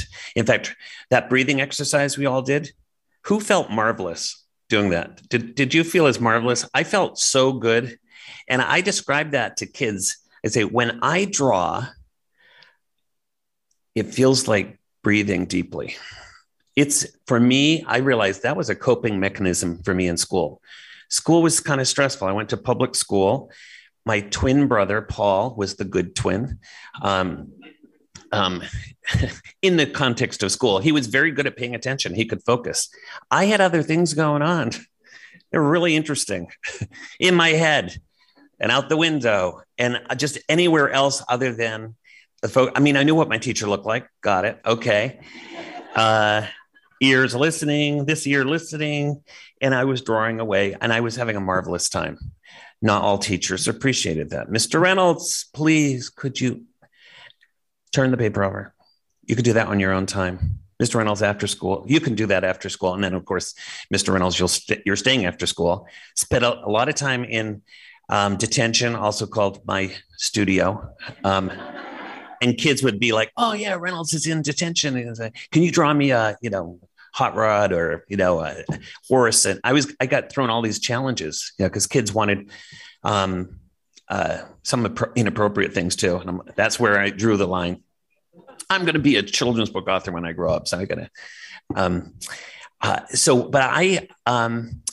I was a incessant doodler, and I learned that teachers thought that was rude. So I developed some strategies, and I realized that teachers, well, they wanted you to pay attention because it's respectful. It's a sign of love too, right? When you're listening and you're connecting. So I thought, instead of being lost in my own world, I'm going to draw, but I am going to occasionally look up at the teacher, lock eyes, and nod. They loved that. They loved it. It worked. And I'm like, I'm going to do this all the time. So I'm like, and I'm drawing like dragons and fortresses. And so I was in Mr. Matson's class. He comes over to me. He did the thing where he walks by you and it's like, oh, he didn't catch me drawing. And then he did the 4 steps back, and he looks over to me, Mr. Reynolds, I want to see you after class. And all the kids, they were giggling. And so I thought I was in trouble. They left. I hung out with Mr. Matson, and he said, he said, Peter, I noticed that you like to draw. I would love it if you would pay attention in math class. He said, even if it was just to see why I'm interested in math. And he said, if you do that for me, I'll let you do an extra credit project. How would you like to create a story with that amazing imagination and illustrate it to teach math? How would you like to make a story to teach math? So I'm like, wait a sec, I'm not in trouble. And did he just say, create a book? And so I'm like, sounds good. So I went home and I created a comic book to teach math. I raced in, I showed Mr. Mattson. And by the way, Mr. Mattson, he was not, Robin Williams in Dead Poets Society. Wasn't that kind of teacher. He was more the Ferris Bueller. Do you remember the Ferris Bueller? Anyone? Anyway, 64. And then he would answer his own questions. He was very, very monotone. This is why this story is sort of surprising, because for him to say, yeah, do this project was kind of amazing. I come in, I show him, I thought he'd be so excited. Well, I probably should have known better, because it was, he would just kind of quietly read it. And then he said, do you know what you've done? I made a comic book. He said, well, it's called a comic book. It's also called a storyboard. It's what a filmmaker uses to plan a film. How would you like to make an animated film of your story? At this point, I think I did burst into flame. I was so excited. I'm like, that's awesome. Yeah, that'd be awesome. And he said, I don't know how to make one. And that was pretty profound for me. It was a teacher for the first time who said they didn't know something. I was in 7th grade. All my teachers were, I just assumed they knew everything, that all information was in there. They knew everything. For a teacher to suggest something they knew nothing about, that was pretty cool. And he taught me a 21st century skill, which was called locating expertise. Because he's like, well, do you know what? I think there's a teacher up at the high school. I know he's a cartoonist, and I think he's made animated films. So he contacted that teacher, came down and coached the two of us. And so at age 12, I made my very first animated film to teach, alongside my teacher who learned how to make an animated film. So my teacher challenged me to be a teacher, and I kind of ended up challenging him to be a student. So it was a really pretty amazing transformational experience for me. And I wanted to thank him for being the one. And so I dedicated it to Mr. Mattson. And like you, I said, I wonder, I better call and see how he's doing. So I called, and he picked up the phone. I said, hi, Mr. Mattson, this is Peter Reynolds. I don't know if you remember me. He said, hey, we made that film together back in 72. And I said, wow, you remember? That's cool. I said, I just wanted to let you know that you changed my life. And he said, oh, I'm sure I didn't, but I appreciate you saying. And then I said, but you did. And then we argued for 5 minutes.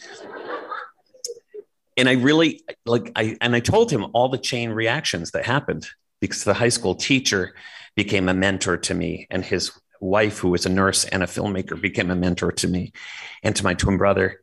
And they introduced me to a teacher who was starting a software company in Cambridge right out of college. So years later, I got my very first job working with a master teacher.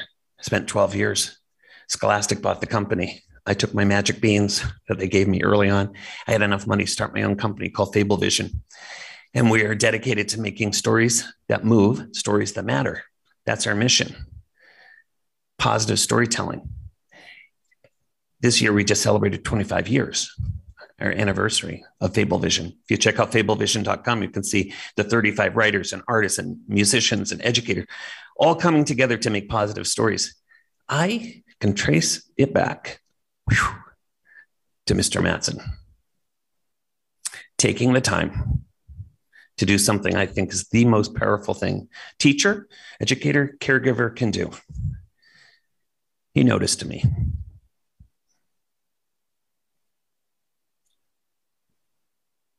And he took the time to have a conversation with me and to help me figure out that my gift could be activated. right? Because I think we all, like, we're born with gifts. Some of us activate them and some don't.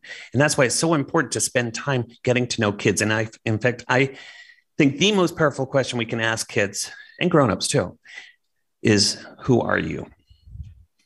And that may take your entire life to answer, but why not start when you're in preschool or kindergarten? Who are you?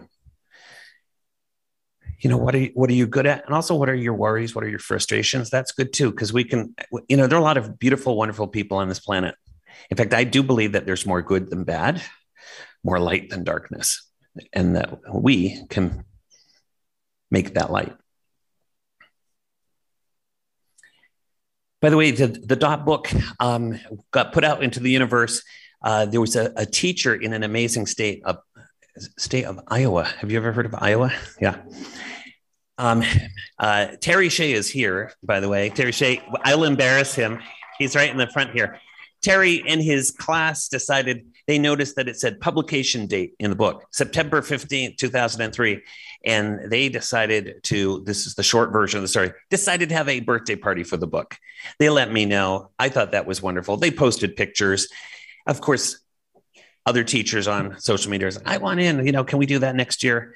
September 15th-ish, we say, September 15th, because sometimes it's a Saturday and Sunday. It's like, just don't worry about it. It's ish, you know, it's sometime around the 15th. And so these celebrations started popping up.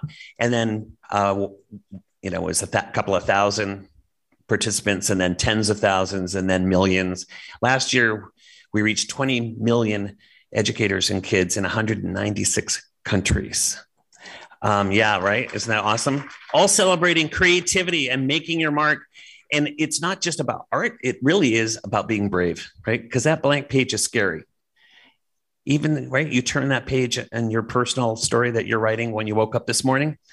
For some people, it was hard. You know, some people, it's really difficult to write that page. So being brave is one of the tools in the toolkit.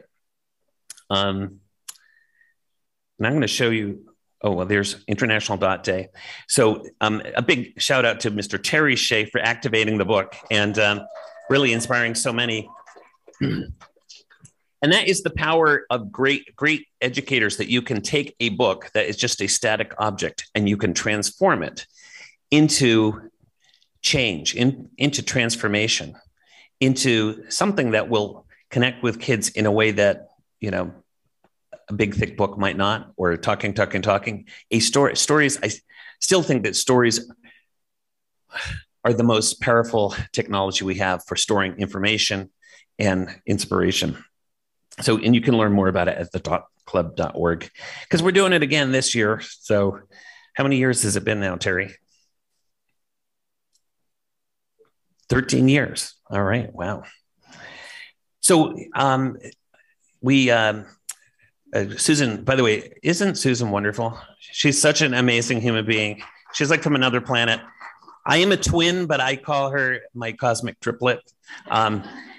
When I read her, she was my teaching assistant at a workshop in the summer. We were teaching writing to adults, how to make a picture book, which, by the way, all of you are authors. You have had brilliant ideas. You have brilliant breakthroughs with kids. Please do not forget your breakthroughs. Write them down, please. And I think picture books, I'm with Susan, picture books are for all ages. And so I met Susan, I read one of her poems, and I said, that's a book. And then we kept going, and we're about to launch the 7th I Am book. And so it's been a real pleasure to create this little toolkit for all of you to activate with your kids.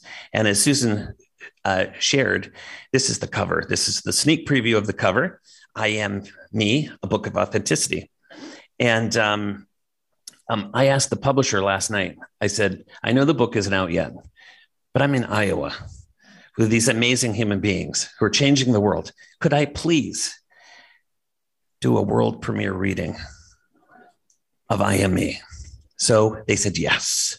So my friends, the world premiere reading here at the Social Emotional Learning Spectacular 2022. Here we go. I Am Me by the amazing Susan Verde, and art by me. There are things about me that make me different. Sometimes I stand out in a crowd. Sometimes I'm not seen at all, and I feel alone. I start to ask myself, why can't I blend in, fit the mold? Maybe I am a little too, maybe I am too little, or maybe too much. But when I stop and look, I see nothing in this world is exactly the same. Difference is what makes life beautiful and miraculous. And then I show who I truly am. And when I show who I truly am, I can find joy, my spark. I have something to contribute. I can't hold back or hold it in.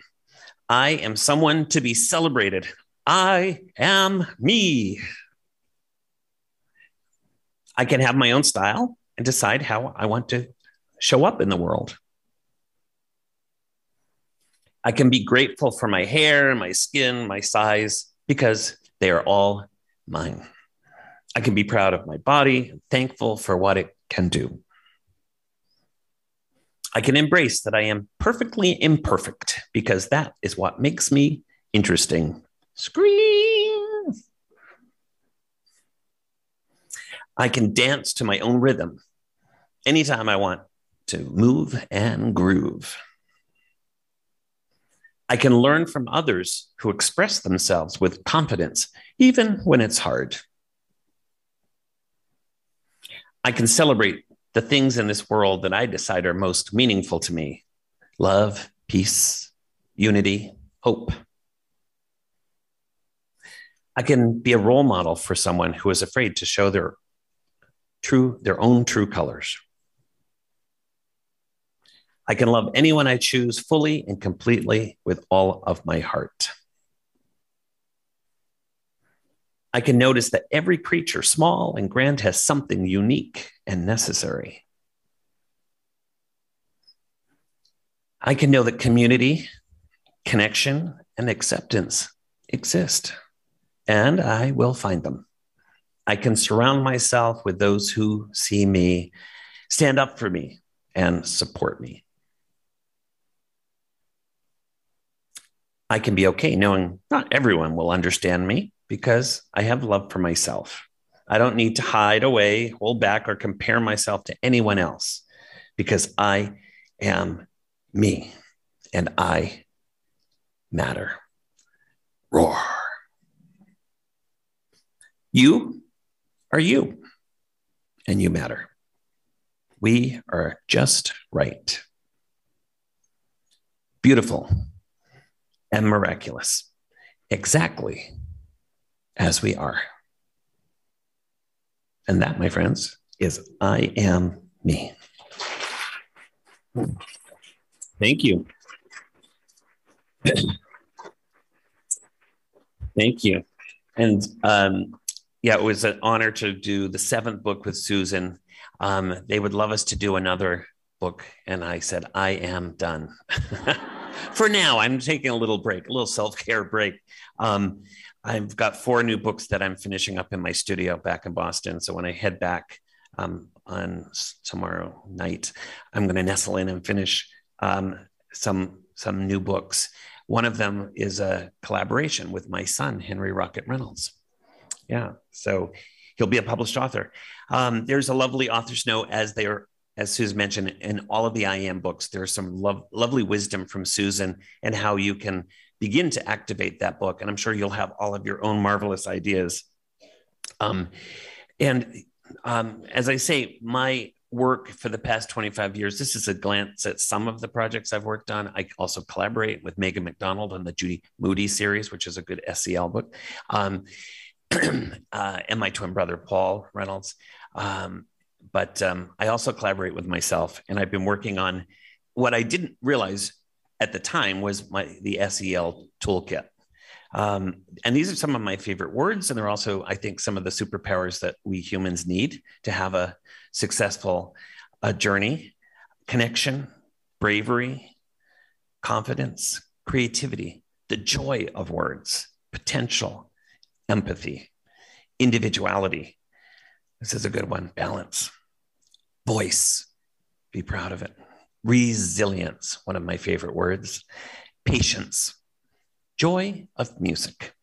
That last one, connection. I actually met, who was the educator who was buying a copy of Our Table?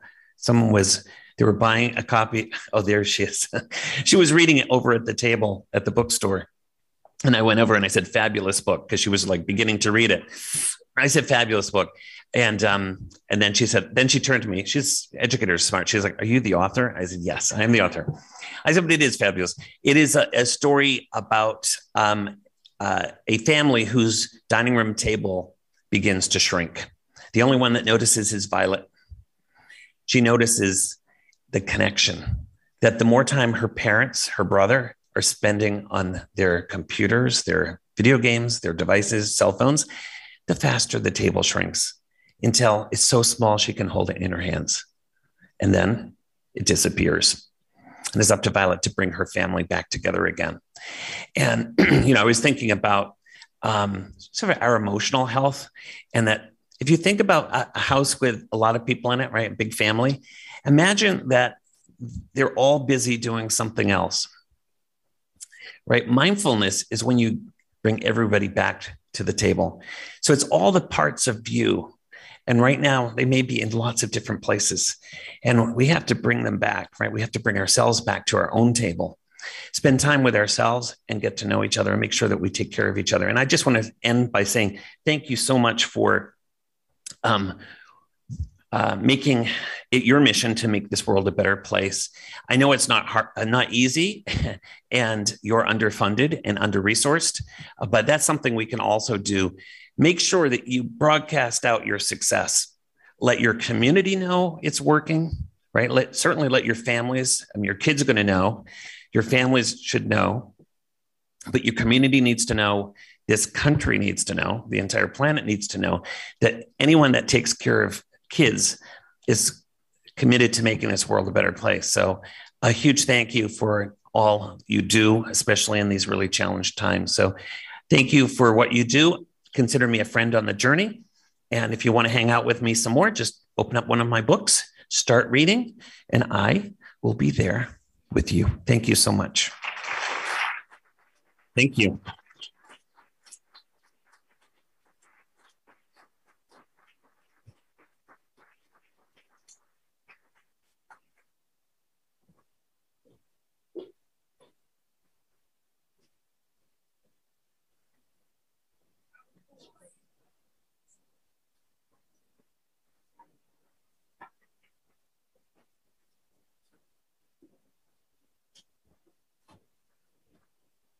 So just so everyone knows, at this point, everything will be moving back over to Schindler Education Center, and things will be starting up in about 20, 25 minutes. So you've got plenty of time to get there. We'll see you at Schindler.